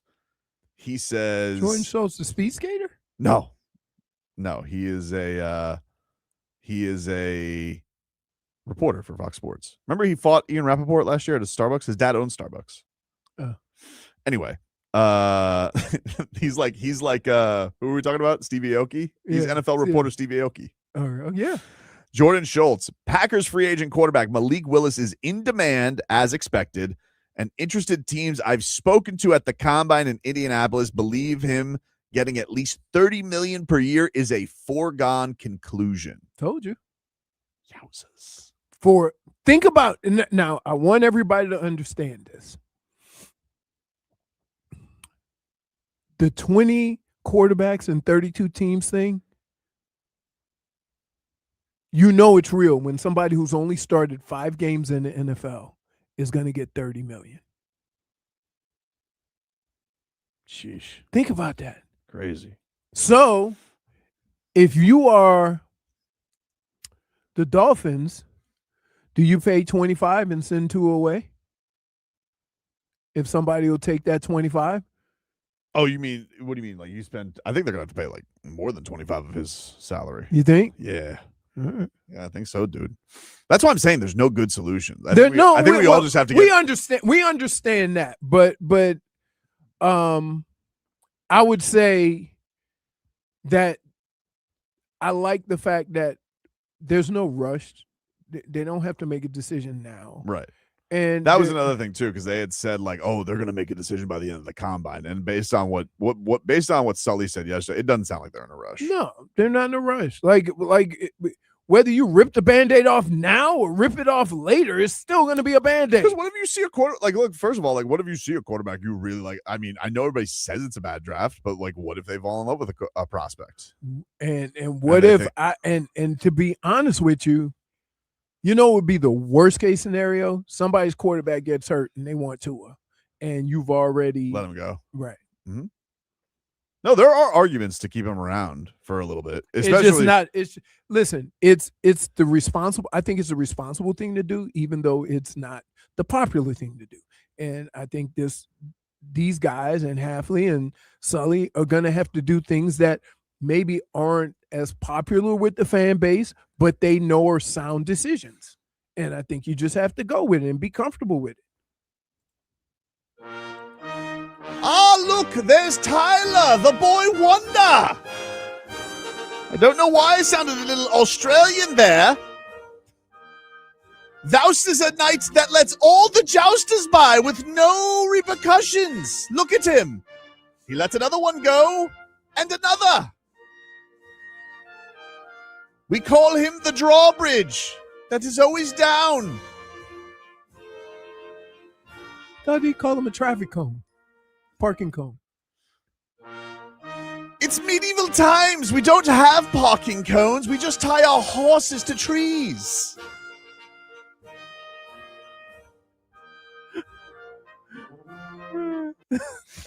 Wait, wait, you see our hero? Go ahead, do it. RVA Richie has declared Tyler hero, the Duketh of Turnstiles.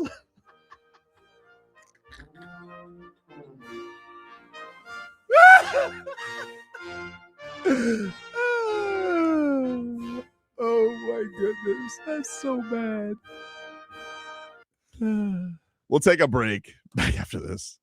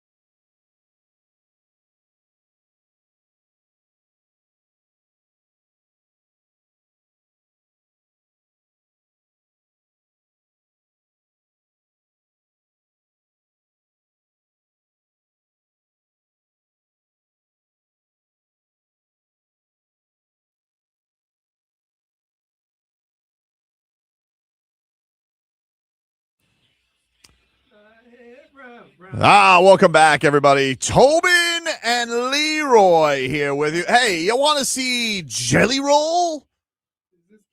Kesha and Florida. Yeah. Jelly Roll is coming to the I Think Financial Amphitheater in May. And right now is your chance to win tickets.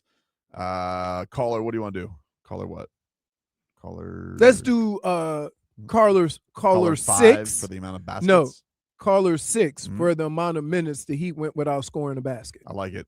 Caller 6 to 305-567-0560. Caller 6 to 305-567-0560 will win a pair of tickets to see Jelly Roll at the I Think Financial Amphitheater. It's a Live Nation show in May.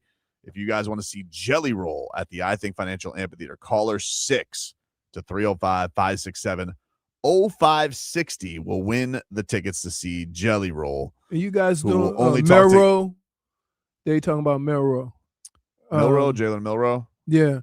I would say this is that one of the things you have to understand about what Hafley and Sully are going to do is they're going to bring one of these projects in every year. Right? And so what you hope. I mean, they're not going to bring it in. Once they find their guy, they're not going to bring him in every year. Nope. They're still going to do it. So even if they find their guy, they're going to draft another one. Okay. I'm telling you this. Will you go look at the history of what Green Bay does? I will. They draft the quarterback almost every year. Not high. No, I'm not saying high. I didn't say high. I said if they draft, they're going to draft the guy and try to develop him and see what it ends up being. If not, so be it. They're not. No, I'm not saying every year they're going to take a first round quarterback. No. Oh, Ruben Bain's there talking to the media. He's the best. Really? Please have tiny arms. The only wrong thing to move. The only thing that I would say about him and the thing that makes it tough is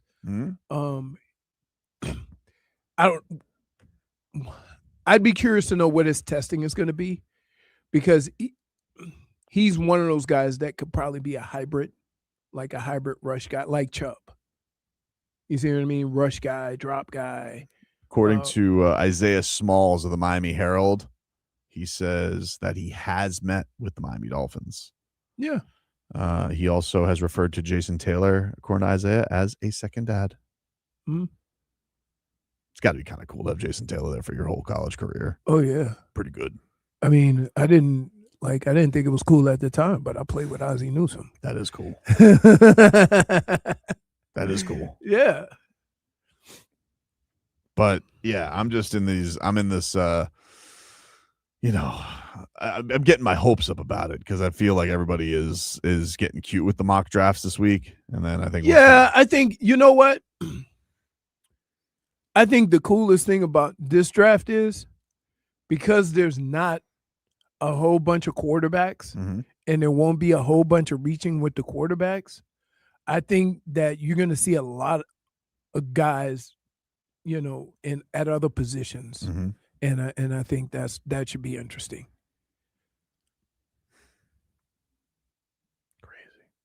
But I don't get good things. Why would I get a hurricane here? I'm going to lose Sergei Bobrovsky. Why do you do this? Why do you do this? Why do you do this? What do I get? Smeathan is throwing this to John Mateer from Oklahoma in the second or third round. That's the guy. Really? Isn't he small? Mm-hmm. Let me see. I think he's tiny. Now Leroy does a show with Ozzie Nuisance. John 6'1". That's what I list him at, 220. So he's probably really 6 foot. Yeah. Well, thick. 6 foot 220. Brian says that he saw a mock draft of Ruben Bain. Yeah, I know. I saw one that had Maui Noah too. Like I did see that the Canes are slipping a little bit. Everybody's going crazy about these Ohio State guys, especially the skill their position whole guys. team. Yeah. And their best players still can't get drafted. I know. Well, he wants to be a Cane. They had to. That they had to like fatten up that NIL after all that hobnobbing after they beat him. I mean, that guy was basically. Well, here's why. They He's from Florida. No, I He's know. from He's down Miami. here. Yeah. Like they basically had to. They basically remember the video, Brittany, of the coach like swaying away Jeremiah Smith from the Canes. Of course I do. Like, hey, you need to get out of here. Yeah. He should have just come. It's fine. I'm sure he got a little sweetener. Oh, for sure. For sure. Ryan Day's like, how much do you want to not leave? I am pretty cold. You know, I'm not going to stick around here forever. I could go play with Malachi Tony. Could you imagine? Oh, what could you that imagine? Would be That would be amazing. without a quarterback. What are you talking about?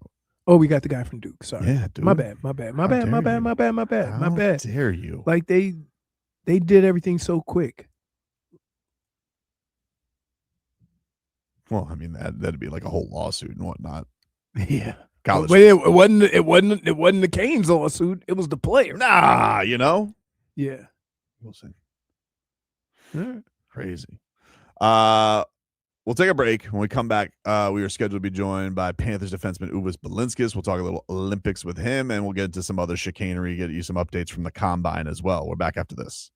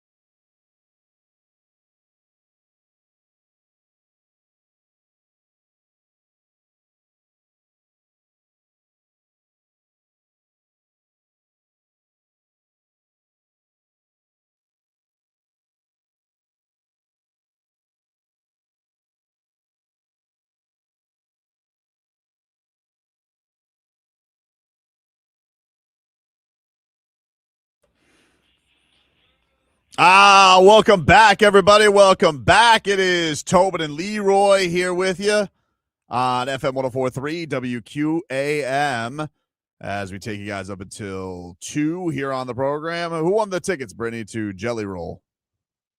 David. All right, congratulations to David. David is the winner. What are you doing, dude? You still looking at that bush, baby? No.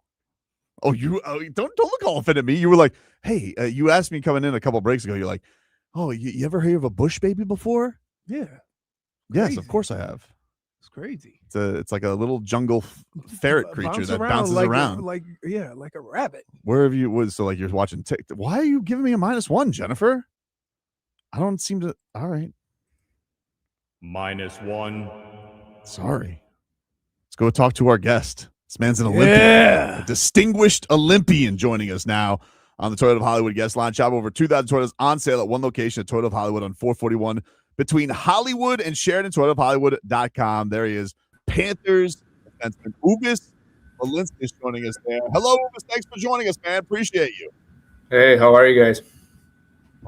You got a pot up there, Brittney? Go ahead, Uvis. I'm sorry. We missed the other. How are you, man? I'm doing great. Nice to be back. It's great to have you, man. What is the weirdest pet that you think you would own? You think would you ever own a bush baby? You know what the hell that is? No, I just heard you talking about it, and I had no idea what is that, but It's about this big, and it looks like a little it's almost like a squirrel almost, and it hops around, and people have them as pets. As long as it doesn't attack me, I'm fine. Is there what is the weirdest pet that you would want to own? Have you ever thought about getting an exotic animal? Yeah, maybe I'll grab an iguana when I'm leaving Florida. Yeah, I mean they're all over the place. They're all over the place. Have fun. Take a couple with you. Yeah. They're basically like our pets, all over the place. Does anybody on the team own a weird animal? I don't think so.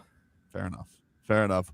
Well, how was the experience, man? I mean, you were over at the Olympics, Latvia. You guys played your ass off. There was some great performances by you guys. Hockey was unbelievable. I thought you guys just did like it was so great to have the NHL players back in the Olympics. So how was it as far as your expectations and the whole experience? Yeah, it was great. Best on best hockey, and I think it's one of the best tournaments to have. And yeah, it was great experience in Italy, and it was great to see what our country, our nation can do against all the best hockey teams and hockey players. So it was awesome tournament. How was the reaction back home? Like, did you get the feedback of like how you guys beat Germany and the matches you have? Like, what was the reaction when you guys get Olympic wins? I imagine that the reaction back in Latvia had to be crazy. Yeah, I think it was our first win in Olympics like in 8 years or something. So we had a couple tournaments with no wins. So it was nice to get one. And yeah, fans were happy about that win, and everybody enjoyed that game. And maybe they weren't that happy that we lost the next game against Denmark. That was a must win for us, kind of, I would say. But yeah, they have a good team too, and they know how to play hockey. But yeah, people were happy that we won one game, and I think we showed a good hockey, and then that we can compete with other teams. Uvis, I explained this to Tobin, is that when I played against my friends after we went to different teams, like that was the most fun because I wanted to beat the hell out of them. And you guys do it in the middle of a season to where you now have to play against your teammates.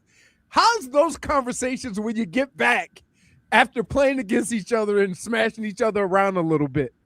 Yeah, we don't really talk about it, but yeah, just when you have a chance and when you see your guy, you try to like hit him, bump him, or something, do something that he doesn't like, and yeah, but everybody understands it. You play for your own country, so they would do the same.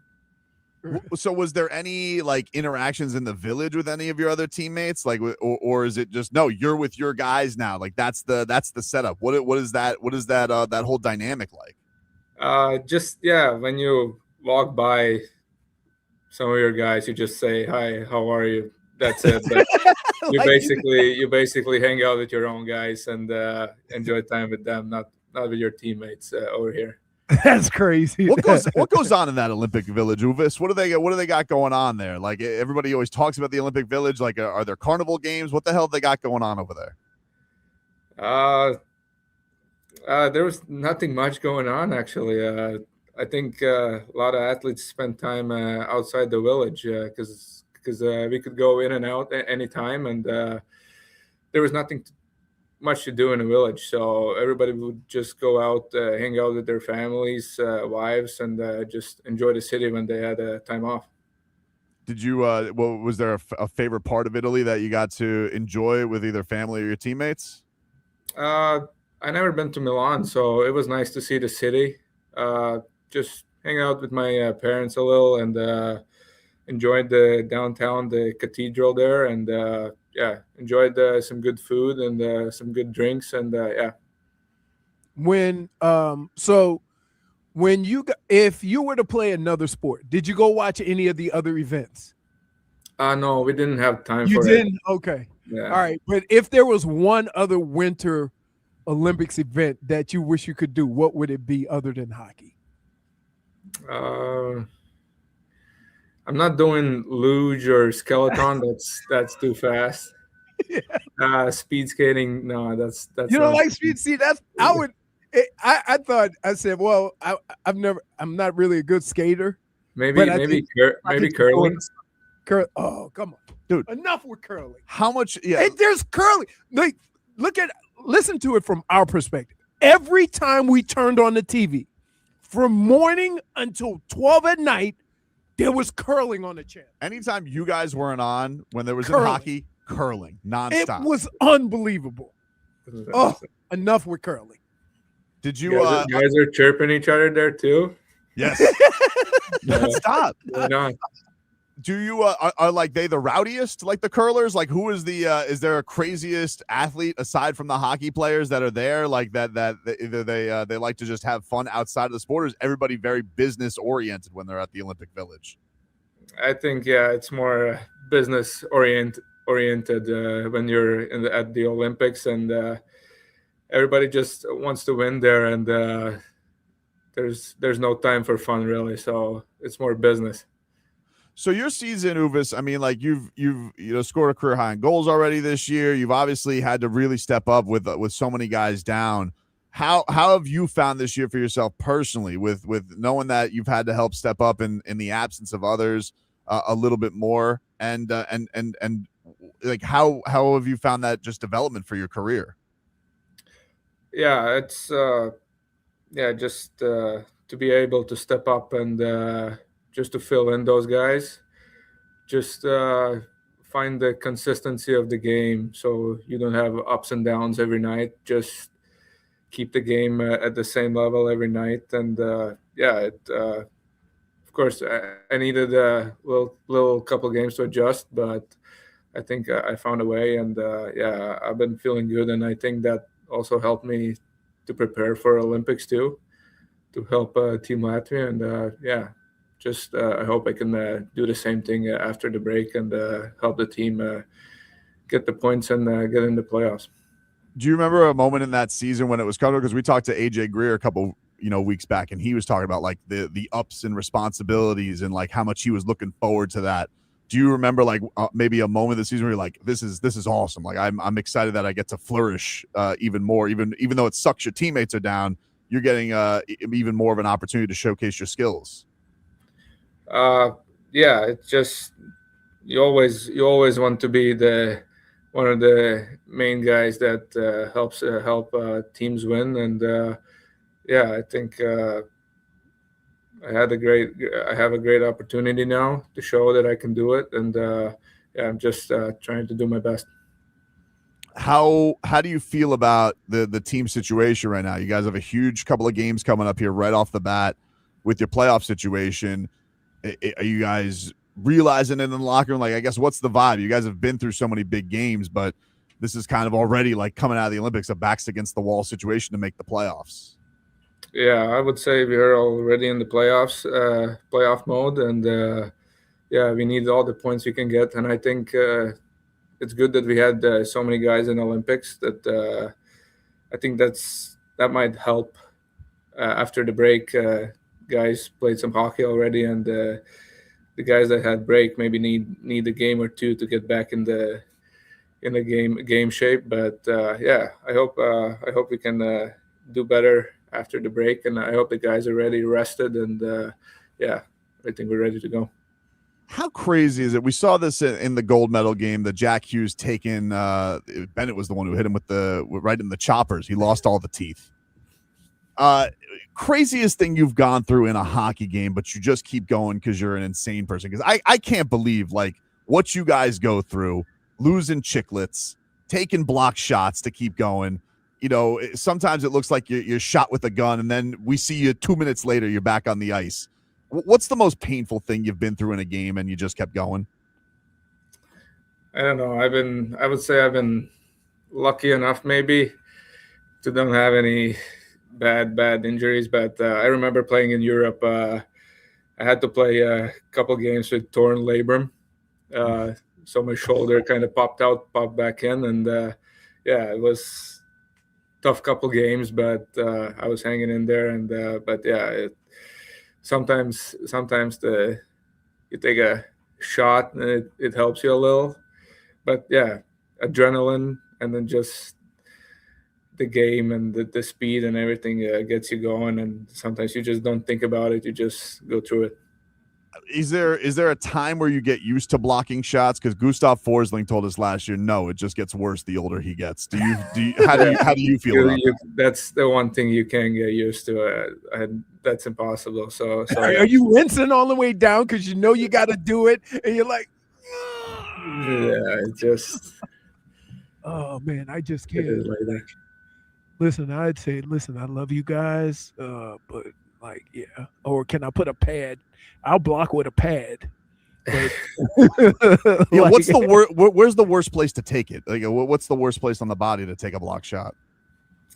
Probably somewhere in the ankle, between the shin pad and the skate, maybe on the laces. It's just, there's no good place to like take a shot. Only if you have a goalie gear, but so.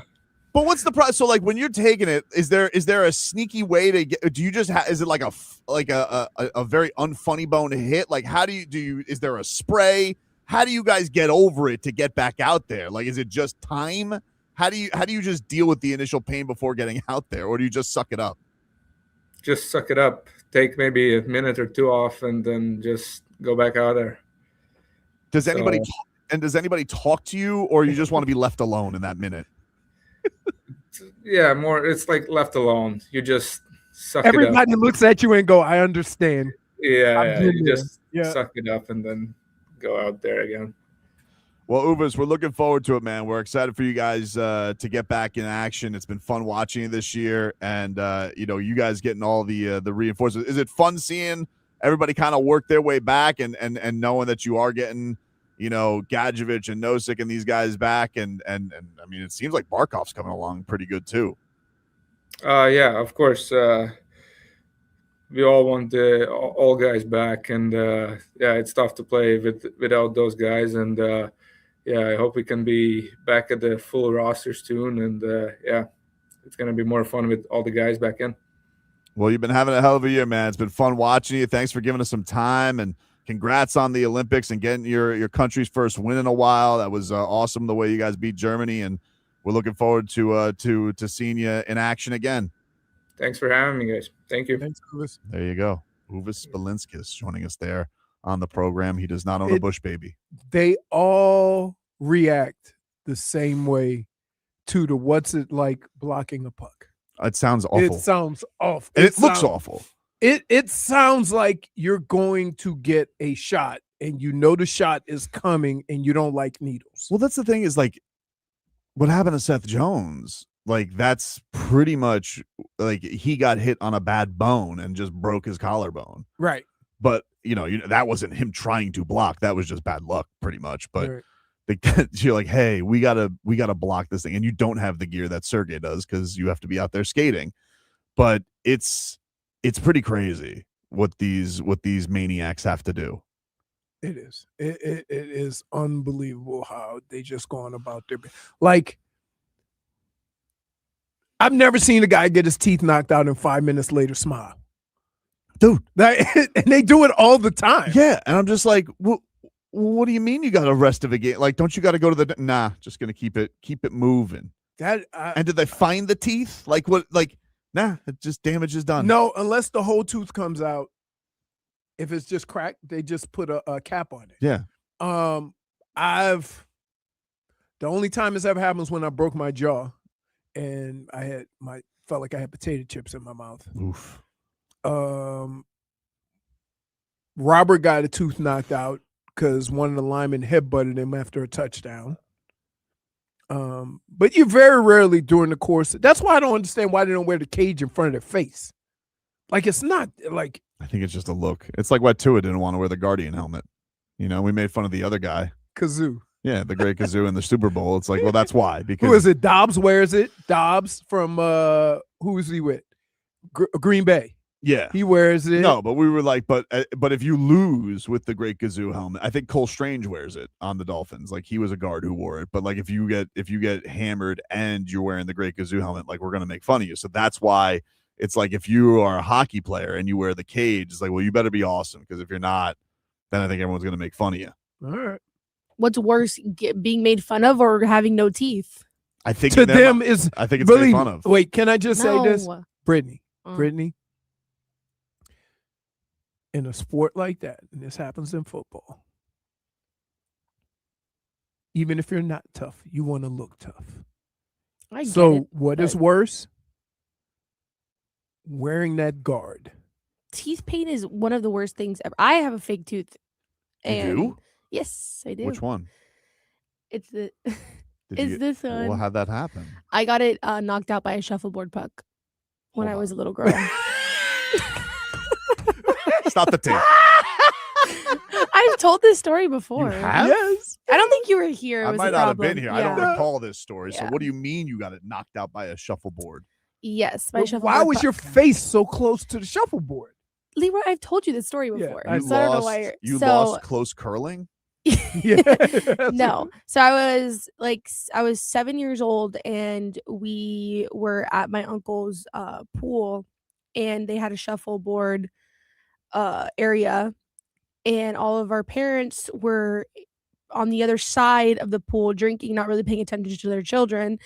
So we started playing with the shuffleboard pucks and skidding them across the water, across the pool, and we started making a game of it. We're like, oh, who can get the shuffleboard puck the furthest? And obviously it's like this mass. I don't know if anybody's ever seen or held a shuffleboard puck, but they're like this big and it's like concrete. They're concrete? Like they're pretty heavy. They're heavy. It's like because it's an outdoor one, so it's probably made out of literally I feel concrete. like I played shuffleboard, but like once. I don't recall. Yeah, the disc. it always seems like grandparents are around when shuffleboard. Oh, the old love shuffleboard. The old love shuffleboard, but there was no old people involved in this one. So then I was on the deep end of the pool. My cousin was on the other side, and it was my turn. And in her, best way of thinking, she said, my back was to her, and it was my turn. So she goes, Brittney. And when I turn around, a shuffleboard puck is just coming straight at my face. And it popped me right in my mouth and my lip busted open and this tooth, it was sliced. It was sliced like almost all the way. Wow. And they just pulled that out. Actually, no, it's not pulled out all the way. I just have a cap on it. Yeah. Okay. So I Cap. can't eat like corn on the cob. I can't bite into apples. Can't do any of that I because got 3 caps. I chew everything. well, that's why your tooth fell out. No, no. She's got you there. She's right though. You've been Yep. Seems like you had that response. No cap. You had that response locked and loaded. Right time. Brittney? She's right though. But it's true. You're saying I have 3 caps and I chew on everything. Well, your tooth popped out when eating a donut, so I don't think that you should be talking. Also, mine's right in the front, so if I lose that, I'll start crying. Like that's so embarrassing. I mean, you'll look like a hillbilly. Exactly. Hello, can you imagine when I was 7 years old, we went to the dentist's office and they were like, since it's not a Was this in South Carolina? No, it was here. Oh, okay. Not as normal. And they were like, oh, to make it cheaper and to wait till like her tooth grows back in, because my teeth were still moving because I was still losing teeth, but those were adult teeth. Those were adult teeth that lost. Okay. They were like, oh, we'll put like a silver or gold cap on it instead. My parents were like, absolutely not. That's awesome. My parents were like, are you serious? You're gonna send our 7-year-old with a gold cap out into the world? Like what? That would have been amazing. You would have done that to your child? I mean, you would have showed up to the Canes game in style. Right in. Everybody would have been like, oh, perfect. Definitely know that she supports the Canes. Yep. But yeah. That's incredible. Wow. Just lost your tooth at 7 years old, huh? Yeah. Unfortunate. I haven't lost any tooth. No I'm teeth surprised issues. you haven't It's eaten the something worst that thing have ever. given you a problem. Well, they always say like teeth is I mean, that's an accident, but like I haven't had any bad luck with that stuff. No, All right. no braces, no nothing. All right, cool. Nothing. Been hanging out. I never had braces, but I had wires. Damn, dude, just taking a puck off the ankle though, because you see them like that's legitimately like they're like you could see it's the most pain a hockey player is in. Right. And Believe it or not, you know what's the equivalent to that in football when it's cold? Getting your foot stepped on. Oh, It hurts. So that happened yesterday to you know who that happened to? The dude who cooked us, Kevin Porter. Bam stepped on his foot and then he reset him. He was back. He was killing the Heat from that point on. Right. Unbelievable.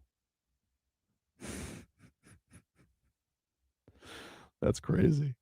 So, like, was shuffleboard banned after that from your grandparents? Well, it wasn't my grandparents. Oh, But nobody believed. Like I literally, the puck hit me so hard, I felt my tooth turn into powder. dang. What? That's an arm. What was it? Your cousin you said or your sister? It was my cousin. Hell of an arm on your cousin. Yeah, she we had a lot of bad blood. I always till this day tell her, I'm like, I think you did it on purpose. Do you think she did it on purpose? Yeah, part of me does. Why do you think she did that on purpose? Because we had a lot of drama. She was the bully of the cousins, and she wasn't very nice to me. Wow, So really? it's just like Was she older or younger? she's older than me. So was she the first like cousin? She was the first. Yeah, she was the firstborn. Yeah, I could see that. Yeah. I could see that. You know, I was the firstborn. Did you bully your other cousins? No, they were. Most of them were. When I went away to college, they were still single digits. Gotcha. Like 10, right around 10. Gotcha. So like, yeah, So you were like the first by a long shot. yeah. Because I was like 7 years old, and that would have made her almost 10 or 10 years old. Mhm. You're gonna tell me that you don't have at 10 years old, you don't know not to throw a shuffleboard puck at somebody's face. That's crazy. Like that's not just an accident. I'm sorry. Hell of an arm by her. You though. bringing up like Well, the you're thing still was- bitter about it. Of course I am. Well, she can't eat corn. I can't eat corn on the cob like everyone else. Like, It has no caloric value anyway. Okay, but doesn't it's matter. good. It's Well, delicious. sometimes I want elote and I can't have it. What's another thing you can't eat? Apple. I can't bite into apples. Well, you're not missing much. Or just anything that's like hard to eat, like biting into like a really hard gumball, or just biting into anything that Gumballs. my tooth has to get around, because it's literally the front tooth. So Wait, do you have when you said apples, are you a apple slices guy or are you like a whole apple? I like the whole apple. Interesting. I'm not apple slice. I'm not cutting the apple in slices and all see, that I can't. nonsense. Well, you know, now you're just being mean. What do you mean? What about ice cream? Can you have ice cream or is it Of too cold? course. No. That's not like that doesn't bother me. You got a list? Yeah. He's so I'm curious. curious. I want to know what's off the list. Toby, you want to see something funny that we can't show? Yeah.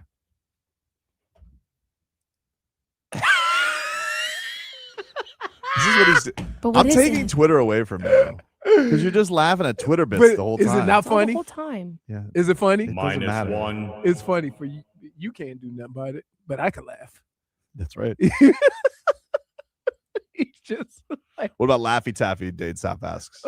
Yeah, I don't really. I try to stay away from any candies like that that are I've been gotten by it. by a donut. No, Laffy Taffy. No, you've been gotten by a donut too. Okay. That's true. Yeah. What kind of donut was that? It was a munchkin from Dunkin' Oh, Donuts. that's right. The pumpkin ones, right? Yeah. That's embarrassing, dude. That's a weak sauce munchkin.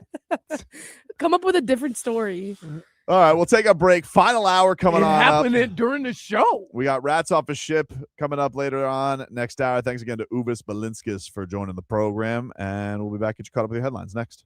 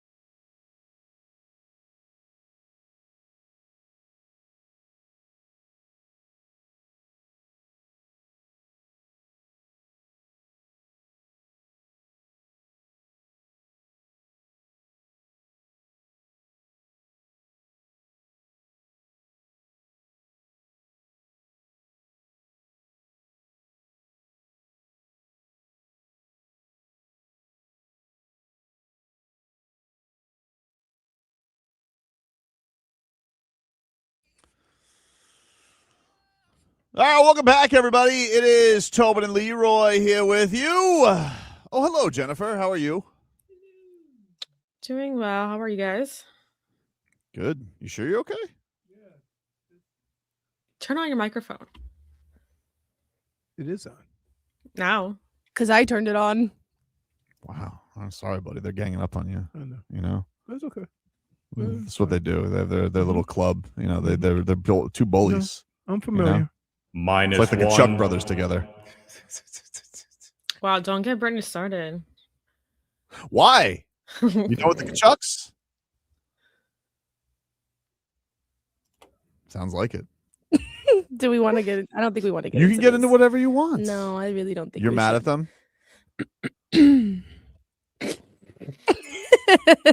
Yeah. Is it because of who their best friend is, or because of the laughing at the women's hockey team? Oh, you want to get into this? Okay. Well, I'm asking you. I just want to put it out. It's a list of things. Those two definitely are on them. Mm-hmm. There's a little bit more. What else is on the list? You know, they had some things to say on their podcast that I wasn't too fond of. What did they say on their podcast? Oh, you've never seen this? No, I have not. What did they say? So were having a conversation about, I don't know what their conversation was truly about, but there was a clip that came out from their podcast where they were talking about how they don't like when people who aren't in the sports world go up to them and refer to them by their nicknames. Like, actually, I did see this. Mhm. That annoyed you? Well, it's what Matthew. Continuation. Yeah, it's what he said after the fact. Because I could understand that, where it's Mhm. like weird if someone comes up to you and you're, out in public and they're like, Chucky, what's up? Like, and they're like, oh, I don't know who you are. Like, that's strange. Right. But his little extracurricular after that was really unnecessary. And what was that? He said, I don't remember quote for quote, but essentially he was basically saying, oh yeah, like I just don't like when people who don't know anything about sports try to come up to us and like talk to us like they know things, and especially women. Don't get me started on them. Wow. So it's I can very immature Here, from you know what sucks? Here's what sucks. What's that? For me, this doesn't happen to those guys, Mhm. but this happens to me. I'll be at the gym, get my little work on. Yep. Get my little swole on. Right. Somebody come up and just out of the blue, who'd you play for? Oh, really? Right. That's how they say hi. And that part of it is annoying. And I'm like, because I'm big and black, I had to play a sport. But you did play a sport. I know. That's the unfortunate thing about that is that, but I don't want to give I mean, them. I would never say that to you. I would never. I If I know. didn't know you, I wouldn't come up to you and say Right, that. but No, that's- of course. So If you are that's how- boxed in. I mean, you did play a sport. I don't like meeting. I don't mind meeting people. I don't want to meet people and have to go through my life story so they know who I am. That's the part I hate. I got you. You see what I'm saying? It's like it sucks because I was minding my own damn business. Now I got to do Wikipedia on myself. No, I just look. I can understand why that's off-putting. I will also say, why do you think everybody hates the guy? Like his opponents, it's not because he's nice. Right. No, Like, I don't- understand. I don't think there's a switch, and I think that's when we go to the beacon of like we have our sweet Finnish angel, Sasha Barkov, who you have to hold up as like the halo of the Cats. No, I get that. And that's why I just never really speak on it, because it's just, See, from here, it's not surprising, can I say but this, it's still Brittany? disappointing. Let me say this. From the outside looking in, never to have to go through that, it's hard to understand what it's like. Right? And it sometimes it's very irritating that somebody will come up to you and shake your hand and then you have to answer more questions.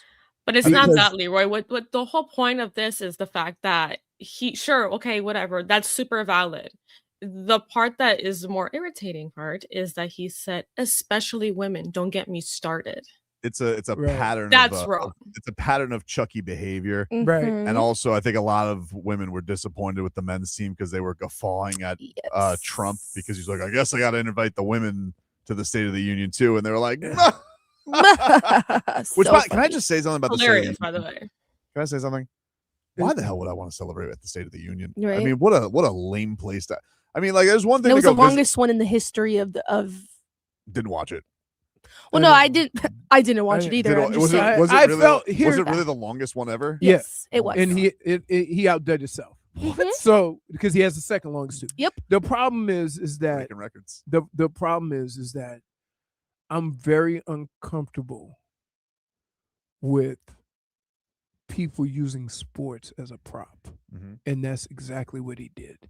And you idiots fell for it. He wasn't bringing you there to celebrate you. He was bringing you there for you to prop him up. And that's an unfortunate thing. And I try to avoid that at all costs. Like if somebody says, "Hey, why don't you come over so-and-so?" And I'm looking at that guy, well, I'm going over there for. No thanks. Right? No, I'm not doing it. It's probably one of the biggest disservices that I've done to myself is that I've not taken enough advantage of what I did for a living. But I don't want You definitely don't. I don't want to be that guy. I would have gone to Morocco if I was you. and Carter Verhage. You know, and I feel uncomfortable, really uncomfortable when people ask me about my career. Mhm. Right? Because all right, dude, whatever. Wish Sales knew a little bit more about it. You play for the Cowboys. Don't forget. That should always be your answer now when somebody asks, though. Instead of like, why are you asking me that? It should be Cowboys, obviously. Cowboys. Obviously. Dog, you know? Yeah. I'm going to call Troy for you. And I know Troy. And I had Surprising. a retired number. This guy just like goes to Galaz and he's like hobnobbing with Wes Welker. I'm like, I know. Wes Welker. Listen, I You know Wes all the Welker? guys. I know you know all the guys. Or they know of me. And so it's like, I was at the gym, ran into a wide receiver for the Browns. He had on Browns gear. I'm like, why are you wearing that? like he was wearing the sweatsuit? Yeah, like a workout. I always find it adorable when Andrew Wiggins, the clothes he always wears is just the free stuff that he gives him. I find that so adorable. I'm big on that. Like you know me. You always see me you wearing love free stuff. t-shirts. And just like, what's Andrew Wiggins wearing in his post game? Everybody's got fancy outfits. He's like wearing a Heat sweatshirt. You know what sucks though? As the week goes on, I throw all the stuff in the hamper, and then my wife washes it and then puts it back on top. I wear the same stuff. Could you imagine like having to sit through a 2.5 hours? How long was it? What? The speech. It was like 2 hours and something. Imagine like you win the best game of your life and I got to listen to a politics And wait, speech. and here's all it was. Everything he said. How many things they have to stand up for? Everything. Yep. And I saw Hellebuck got the Medal of Freedom. I don't think he knew his last name though. Of course he didn't. Where's Connor? Where is he? Great save. Was that luck? I saw that clip. Was that luck? A little luck. It's okay. It's just no, that's not like my thing. I am curious, like what happens, like when the goal, like when it happens, like when Austin Matthews goes back to Toronto. Like, are they going to be happy for him? I don't know. I saw they tweeted it out, and I was like, Brady Tkachuk's got to go back to Ottawa. Man, you know, because we're gonna love. I mean, I don't care if Sam Bennett wins no medals. I love him. I don't give a rat's ass. He did go ninja on. I felt terrible for him though. Yeah. I really did, because I was like, if they lose, and he's the reason, But he wasn't the reason. I know, but I was genuinely gonna be if they scored on the double, I genuinely was gonna feel sick for him. I was like, because I know how they look. Canada, very nice people. They're crazy about their hockey, and that's why they're so mad about this. Yep. You know. But like, could you imagine? Like, I would rather spend 2 nights at 11 than go to like. I understand meeting the president's a great honor and all that. It divides aside. I get why people would want to do that, but I'm not doing it the day after. I'm drunk. Dave Saab said it's getting harder and harder to separate the art from the artist with the Tkachuks for me. Understood. I could see it. But what you do is that sometimes we make judgments on people just seeing a snippet of their life. Right.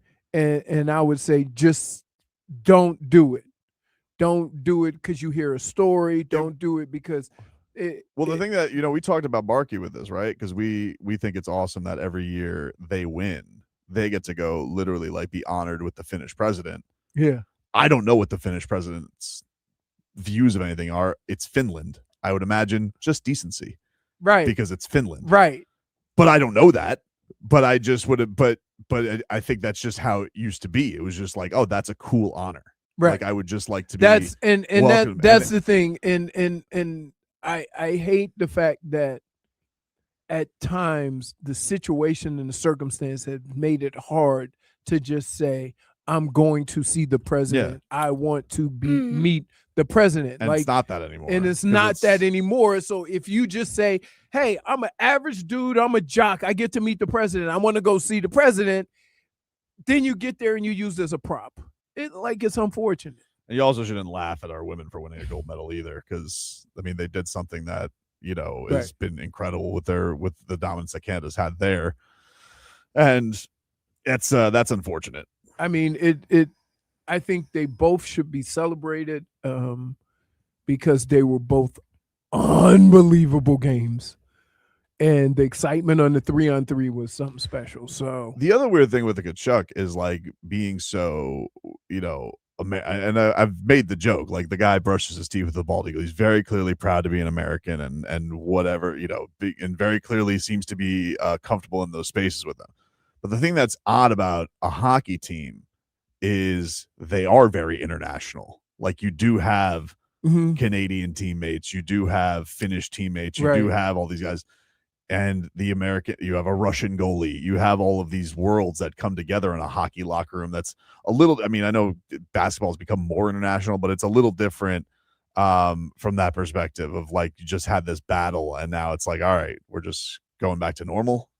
Yeah, that's why I think that's why I was asking, because he said it perfectly. We don't talk about it. Guess not. Because I would imagine, and it doesn't happen in football. It only happens when guys play on different teams, right? And so I remember when my second year, we had a guy that played on with the Browns my rookie year, and he was with Detroit, and we played Detroit, and I ran up through there, and he just laid me out. He's like, I've been waiting to do that for a year and a half, but I got him back because I had him ordering a Caesar salad. Got him back. It's a strange friendship. Huh? That's a strange relationship. Oh yeah. Why not? And then Metcalf was playing for the Rams and I was playing for the Vikings, and one of his boys on the Rams tackled me way out of bounds, so we got into a fight. And I said, what's up with your boy? He said, yeah, he told me to say he was sorry. He got up in his feelings. So it happens. Fins Up says, Tobes, I'm sure it's an honor to get invited to the White House. I'm sure you'd go. Yeah, but I wouldn't sit through a speech. Not in party mode. But again, this comes from a bit of a different place for me, because I know people in my life that would invite me somewhere and invite me somewhere important, and it's not because they want me there, is because they want to show their friends that I'm there, and that sucks, right? And so that's why, as much as I would want to meet the president, if I had any inkling that was why I was invited, I wouldn't go. And it sucks that we're even in that situation. You should never feel that way. It should always be an honor to go to the White House. But now you have to make that decision because you don't want to be used as a prop, or you don't want anybody to give the wrong impression of your loyalties or who you back or whatever. And that sucks that we are even put in that situation. Well, Marlins Astros scoreless in the top of the first. Let me get this straight. Headlines. So we sitting here and having this meaningful conversation where we try to go on the outskirts of. You do this all the time, Leroy. Whose side are you on? On the side of You're my spirit. Well, you sometimes you're never on my side either. One on, one out. Here we go. We were talking about something meaningful too, and then you guys went and talked over it. Oh, there we go. Hong Kong Mongolian. There you go again. What is that? -1. What are you talking about? Huh? Read the message. I'm not reading it. Okay. Yeah. Anyway. You're done. I forgot my train of thought. Thank you, guys. Welcome. You know I'm Thank old. I you. need to stay focused. Okay. Not in the 1 o'clock hour. You're not. Nothing. What have I done now? Leroy, I can name like 3 things you've done right now. Like what? Nothing, dude. I'm disappointed. You're like, I'm not mad. I'm Disappointed. This Correct. might be the worst. That's the worst line as a child ever. No score, Mhm. Phillies Tigers after 1. You want to go to Can we go to break? Oh, if you guys want.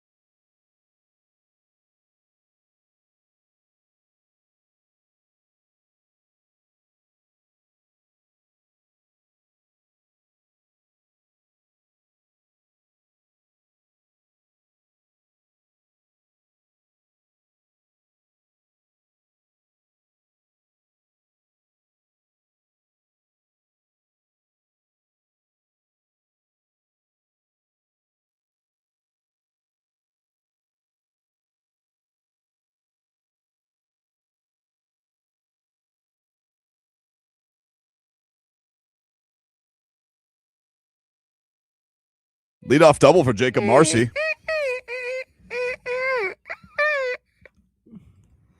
Dude, fix your camera. I told you. Welcome back, everybody. Tobin and Leroy here with you. 15 minutes of heat brought to you by Doral Kia. You always pay less with your price. Zito at Doral Kia. Visit them at Doral Kia or DoralKia.com. Whatever, dude. They lost. All right. I've already said my frustrations about it. They're back at it tomorrow. They're back at home on Saturday, taking on the Rockets. So, see how that goes for them. But yesterday was not a good day for your Miami Heat. But it is a normal day for your Miami Heat because that's what they do. They love to string old Tobes along. Oh, remember old Leroy was considered a hater because I tried to say the same thing the other day, yesterday. That Were you considered a hater? Yeah. By who, me? Yeah, not being positive. I wasn't being positive. I mean, that's just the fact. I was being real. I was being real. Like if you do something over and over again, and then the next time it presents itself, I say, oh, I'm looking, hoping you don't do that. That's not being negative. That's just being real. Can you set your watch to it at this point, Brittney, when you're doing these games? You know when it's about to go awry?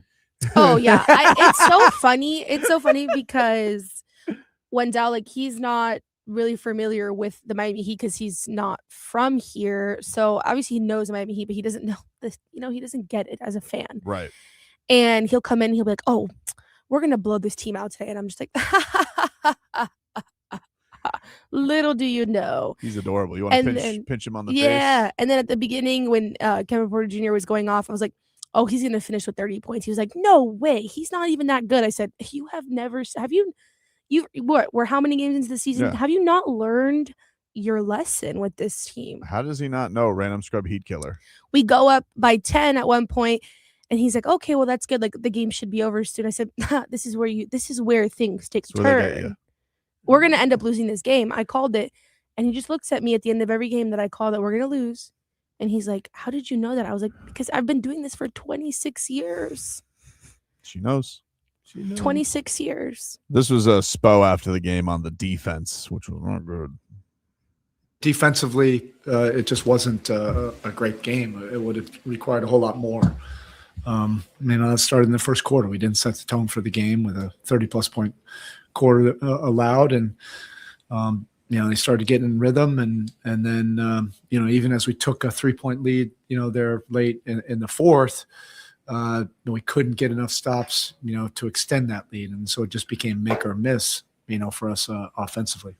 Did you like the shots that you were getting late? I don't have a problem with the shots. Yeah, your defense has to travel. We scored 117 tonight. I didn't think it was going to be once the game got going, I didn't think it was going to be a 140-point game. But I think that would have taken a lot of pressure off of us, to get 3 or 4 stops in a row, which is what we've been doing. Not necessarily in the close games, but, in the third quarter, being in the fourth quarter, we've been able to get those stops recently, and that's propelled us, to wins. Great. You know what? What did you hear there? You want to know what I heard? Do tell. Wah, wah, wah, wah, wah, wah, Oh, so nothing. Nothing. Nothing that mattered to you. Nothing. No, the thing I just get they've been doing this thing about the defense affecting the offense affecting the defense. Like, all right, we get it, dude. But whatever the reasons are that you want to throw out there, it's been inconsistency.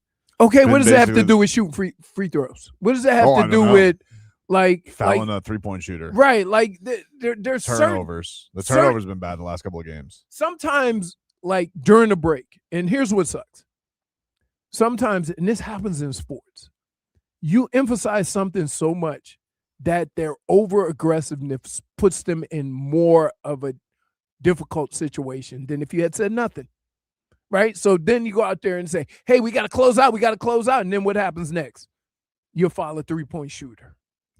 Right? It's just I don't know if the right way to do it is to talk about the defense. It's just, it's just one of those frustrating ones. And now they got a situation where, I'm not going to say any game's a must win in February, but I don't know. you would like to. I just want them to play better. Yeah. I want him to play more consistent. And that seems to be the thing that has 100% failed them, is that Do you in think the last couple of years, they haven't been able to be consistent for long stretches of time, which it makes it difficult to be successful. But do you think this will finally like smack the organization in the face when, you know, this ends with them losing in the first round? They win Play-in-Ville. They do what they normally do. Does this end with them making changes, or are they going to move on from, like, is the norm thing going to be one and done? Wiggins can opt out.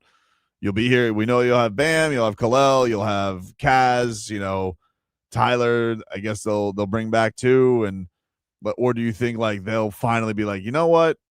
We got to do some stuff, because their mantra has basically been, no, we're going to just kind of ride it out. We'll gather it together and we'll do it again. You know, maybe another trade falls in their lap or something like that, but I don't feel like this organization has any big pivot in it, because it's just like when I hear after the trade deadline, they're like, oh, no, we feel like we're going to get our guys back. That's what you say after you don't make a trade. Yeah, but like, how can they just sit here after this many years and be like, yeah, this was good enough? I don't understand how you could do that for watching the team for 4 weeks, and you watch, you know, Bam go a month without hitting a shot, and you watch, you know, Kalel being benched. You watch Kalel being benched, and you watch, you know, Norman Powell kind of come back to earth a little bit, and you know, Tyler's not available, and Nico's having the season that he's having. Like, I don't know. I would say this. How do you watch all of that and be like, you know what the situation is? Let's do nothing. Here's what I would say. I would feel better about the Heat today if they had played the young guys, developed the young guys, even though the record wouldn't have been as good. Mm-hmm. But you could see promise out of all of your young talent. Well, I think that's the thing that's frustrating, is like you watch Kalel have these games and like there is inconsistencies because he is young, but then there's also, I think the flashes far outweigh not the Spo. The you know, the miscues. Not to Spo. Yeah, I don't know how that is. I don't know how you could watch what that guy does.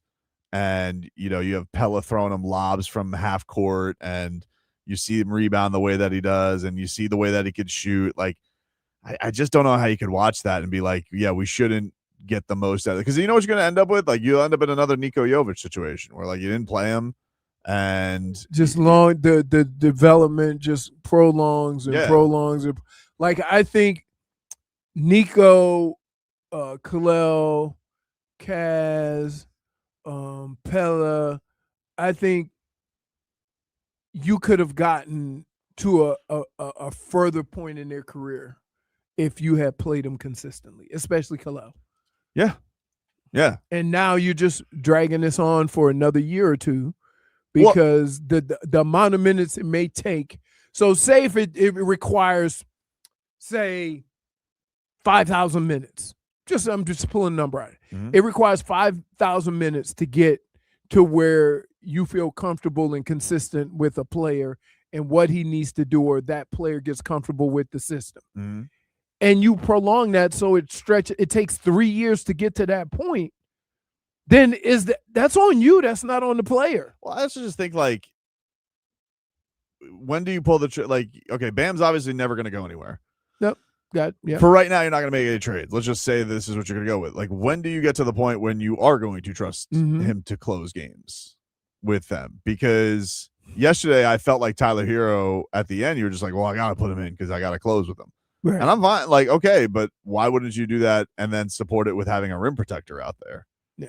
I don't know. I don't get that. I think Tyler and Kalel have a good chemistry, and I think that could benefit Tyler. I think that there's a good thing with them together. I think that they kind of in that run, like, I think there was help with each other, and they've done this now for 3 straight games since Tyler's been back, and he's not going to do that because of, you know, he's going to have to bench one of the vets. And I don't know if it's going to be Norm, if it's going to be Wiggins or whoever, but one of them's got to go, you know, because like maybe you guys are going to keep Norman Powell around, maybe you guys are going to keep Andrew Wiggins around, but they're not long-term fits, I would think. And Kalel Ware is. I don't. Like, that's the thing. It's more important with your younger guys it's more important that you get some play out of your younger guys than you see with what the old guys can do. So why don't you get the young guys and see how they incorporate into the system? Especially Kalel. I think Kalel is an asset. I think Kalel is a guy who can help a lot of what ails you up top as far as defense. And it sucks that you're just over it. Oh, look at it. Hey, what's up, Watercat? There he is. This guy. The old Whose water are you toting? Yeah, who you toting? He doesn't want to face the Yeah. music. He's heat culture through and through. He's bringing heat security in here. How dare you guys talk about this? Yeah. I just don't understand it. And I think part of it's like, hey, Spo's a vet guy. That's what he's going to trust his older guys, but I just don't know what they're doing it for. Like, because I think in Spo's optimal world, he thinks, and I want to believe him, but like I think in this optimal world, he thinks that, oh, they're gonna catch fire and they're gonna be hell for some team in the playoffs. And I'm just like, I don't think you are without Kalel Ware being a big focal point of this. Right. Like if you told me we're gonna invest everything in Kalel and that he catch fire, like that's a different that's a different element that you're gonna bring to the playoffs. Because last year he didn't look ready for the playoffs. He's young. I'm okay. But that's what development is. Right. You got to play in those situations. I'm a firm believer in this. There is no professional athlete that comes, no matter how good he is, and doesn't get better by going through certain situations during a game. Mm-hmm. You may be good enough, but until you frequent those situations, then you have a better understanding to learn how to handle it. And that's always going to be the case. You hear about it all the time. I mean, hell, we just heard Vlad, last time he was here, talk about they're not ready. They haven't been there yet. Oh yeah, the Detroit. Is it Detroit? Yeah, like I Wembanyama is out there like killing. Like I don't. They don't have any scars. They haven't been there yet. And Spo was making this point the other day, and he's like, "Well, I don't think any of these playoff teams are playing as many young guys." And I'm like, I don't know what standings you're looking at, but at the top of them, there's two teams that are leading that are headlined by a 24-year-old point guard and a 22-year-old center in Detroit. Wembanyama is what, 22? How old is Wemby? He's not old. He's not older than 23. And they got young guards, and OKC won a championship full of young guys. Like it's a young man's game. I don't know. I guess I understand back in the day that it was vet laden and right. But yeah, I don't get it. Bam was 21 when he was in the bubble and you played him. It's a strange place that they're at. It's right like now. when we see some of the young guys that they've played, and I mean, think about this. If he had treated Tyler like he treats Kalel, Tyler would not play 1 second because he plays no defense. And like, I don't think it's never. Like yesterday, Kasper Siaka-Jones had a bad game. Right. He did not play well, and he took him out for Drew Smith. I was okay with that because I was like, yeah, Kaz was a little in over his head yesterday. It just didn't work out for him. But Kalel had this incredible run, and it's like, time's up. Take a break. He does it all the time, though. Close things out with a little rats off the ship. Next.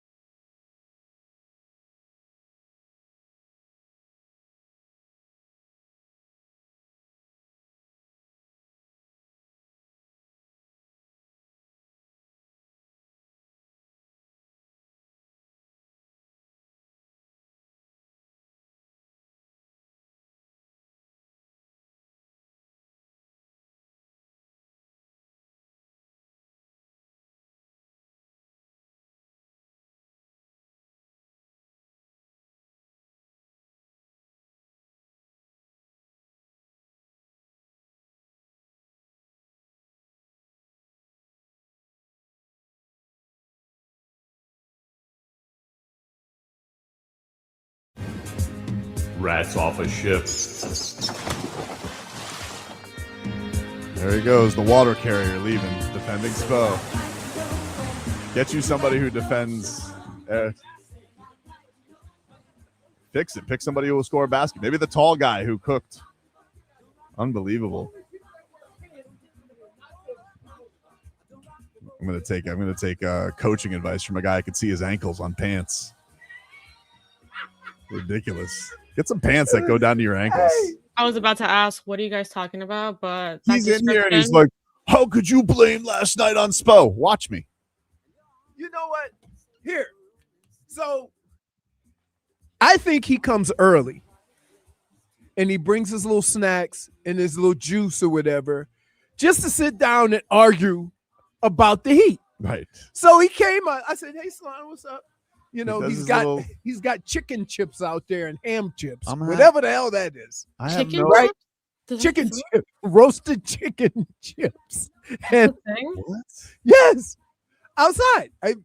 He said they're good. I'm like, nah, I never thought that I wanted a roasted chicken in the style of a chip. Right? Anyway. It's a little bit odd. It's potato chips flavored.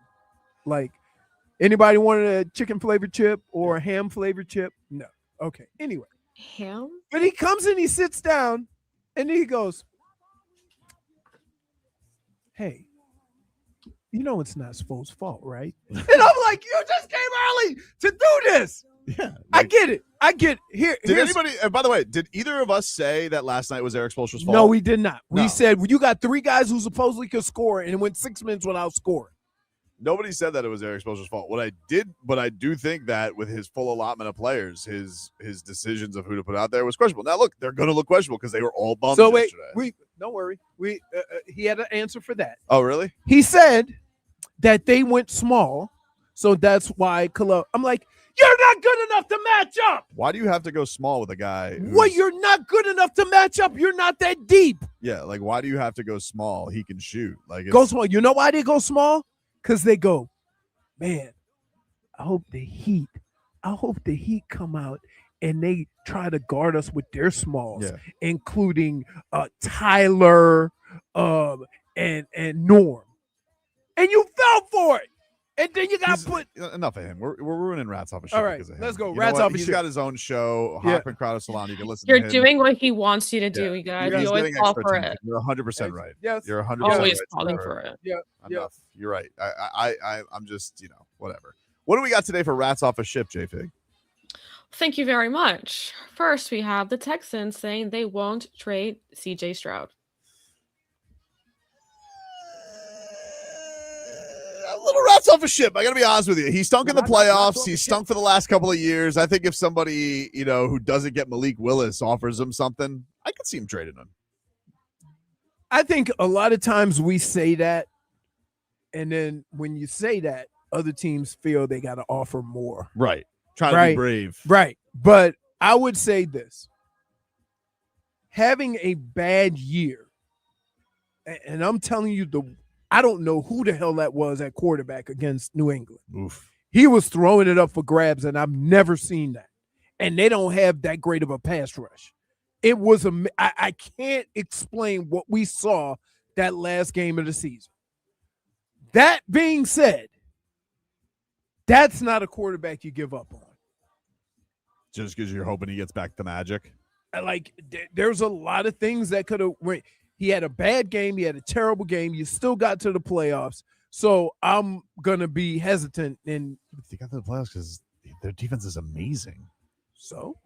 I don't know, dude. Would you let me ask you a question him? right now. Mm-hmm. No, I'm not going to pay him yet. They're like, dude, I put on that New England film and say, you want us to give this $50 million? So I would say this. Like, you can have a bad game or a bad year in a career. It's not time to be rats off a ship. All right. Fair enough. Jennifer, where are your rats? I'm swimming. Rats off a ship. If CJ Stroud would come here, would you take him? For nothing? No. Or I have to trade I for feel him? like he would. That's probably why he's also rats off a ship. If I had to trade for him, no, I don't think so. I don't think so. I don't think he's that good. Wait, Question. I don't think he's that good. Question. Tobin? Yeah. Question. Yeah. How many quarterbacks do you think there are in the NFL? Yeah, but doesn't mean I have to take any quarterback. Okay. You were willing to get No. Okay. Let's Who was go I to the willing to next get? one. Who was I willing Let's to go get? to the next Who was I willing to get? Kyler Murray. Oh, Kyler Murray's fun. CJ Stroud's better than Kyler I Murray. don't know about that one, dude. Oh, I don't know about that one. goodness. I don't know about that Tobin. one. So if you had I a don't choice know. between Minus one. if you had a choice between Kyler Murray and CJ Stroud, you take Kyler Murray. Yeah, I think I would. Dude, we can't be friends I think I anymore. would. We I think I cannot would. be friends. You I lie. think I would. You lie. He's a one-hit wonder. Tobin. What, Brittney? Don't talk. You're giving me such a disappointment. I don't like that. We're I'm not disappointed. Disappointed. Disappointed in me. I don't like it. That's wild. It's a You would wild take thing to CJ say. Stroud? Over Kyler Murray? Oh, Yes. yeah. Oh my Absolutely. goodness. He has so much more talent than Kyler Murray. Does? I don't know about that. Yes, and he's taller. Well, that's fair. But I think that's all he's got. No. Every time I see Kyler Murray, I do the Benny Hill music. I forgot about the Kyler Murray bit. I always think about that. It makes me happy. That's why you want Kyler. Wait, you see, how you gonna be 4'8" and not have abs? Look, 4'8", no He abs. likes his video games. Right? Who's thicker? What, Him or Tua? Oh my god. Where are your rats, Brittney? They're on the ship. Because I think that was the media trying to get them to trade CJ Stroud. I don't think they ever actually wanted to do that. All right. I think they're gonna see it through and I'm okay with that. I think Trio of Stroud believers here. No, it's not that. not bad. He had a bad. He was not very good this year. Okay, but the year before, No, the year before he was all right. But he wasn't. No, he hasn't been the guy since his rookie year. yeah, because The you rookie know year was why? amazing. Because the O-line has been terrible. But do you know what he's done? He won a playoff game. he has. But So- he had. But what is against Joe Flacco? Oh my! Oh my goodness. days. What's number 2, Jennifer? Okay, well, this one's also going to strike some conversation. The Browns say there is no rush to decide who they will start. Deshaun Watson or Shedeur Sanders? I'm not right off ship on that. Oh, That's the shocking. right move. No, that's the right move. Why you need to announce who the quarterback is now You're gluing in Solana. February? You need to announce who the starting quarterback's gonna be in February? Carrying that Browns water. You can't even get them in the same room right now. They're all over the world. I'm rats off a ship. I think you got to decide. Enough of this Deshaun Watson. Now? nonsense. Yeah. Shedeur Sanders is obviously the quarterback. Move on from Deshaun Watson. Wait. First of all, you talk about how you want competition in the room. So let them compete.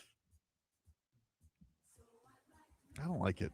You Deshaun don't like Watson- competition now. No, I just think Deshaun Watson's a distraction. He stinks. Like it's the same thing with the Tua. That's like, why do you want that around? This failed. He failed. Yeah. I get one more stab at it, and then after that, take a hike. Dade South says, we know Leroy carries that Browns water with those big ass shoulder pads. Really? Because I'm being reasonable? He's trying to be Does reasonable. anybody need to announce their starting quarterback in February? You got to move on. Jennifer, your rats. Honestly, let's move on for real. Just pick Shedeur Sanders and let's keep going. Exactly. We, She we gets don't need it, to hear dude. this. Rats off a ship. You're a Browns camel The hell's that? carrying that water. Brittney, where are your rats? My rats are off the ship. Like, just save all of everyone's misery. We all know you're gonna go with Shedeur Sanders. Move on from Deshaun Watson. You'd be amazed. Well, I It's don't think. not I also just- don't think that not making a decision is going to help you. Look what happened to you last season. Didn't You it- need to make a decision. Didn't Deshaun Watson ignore rehab instructions? No, Probably. he re-injured something. Because he wasn't wearing his boot. Yeah. All right. How could you do that? $250 million. You don't listen to keep your boot on. Be a grown up. That's like your phrase for this whole week. Be a grown up. Exactly. You know why? 'Cause What? He's not. Oh, that's ridiculous. Dude, you are a child. Look. I just paid my bets. In style. You look more like Kyler Murray than he does. But wait, y'all should not have similar bodies and he's 5 foot tall. There's Not no 5 way. foot. We're the same height. He's 6 foot, isn't he? No. How tall is he? No. He's shorter than Tua. Nah. 5'9"? Come on. 5'9"? Yes. You go too far. You're way taller than him. Kyler Murray is 5'9", dude. I think you're taking liberties. You're making him Jose Altuve. Yes, he is. With the little things on his nipples. Kyler. What a scandal. Murray. We gotta go. No, wait, no. That's Real quick. All right. Kyler Murray, age, injury. Wait, where is Are it? you serious, Leroy? Schmeathan says Tobin's belly looks like a half moon empanada. Thank Yeah. you, Schmeathan. Dade South refers to me as Pyler Murray. It doesn't say. Riveting. Hey, that's our show for today, ladies and gents. Oh, there we go. Just one, Leroy.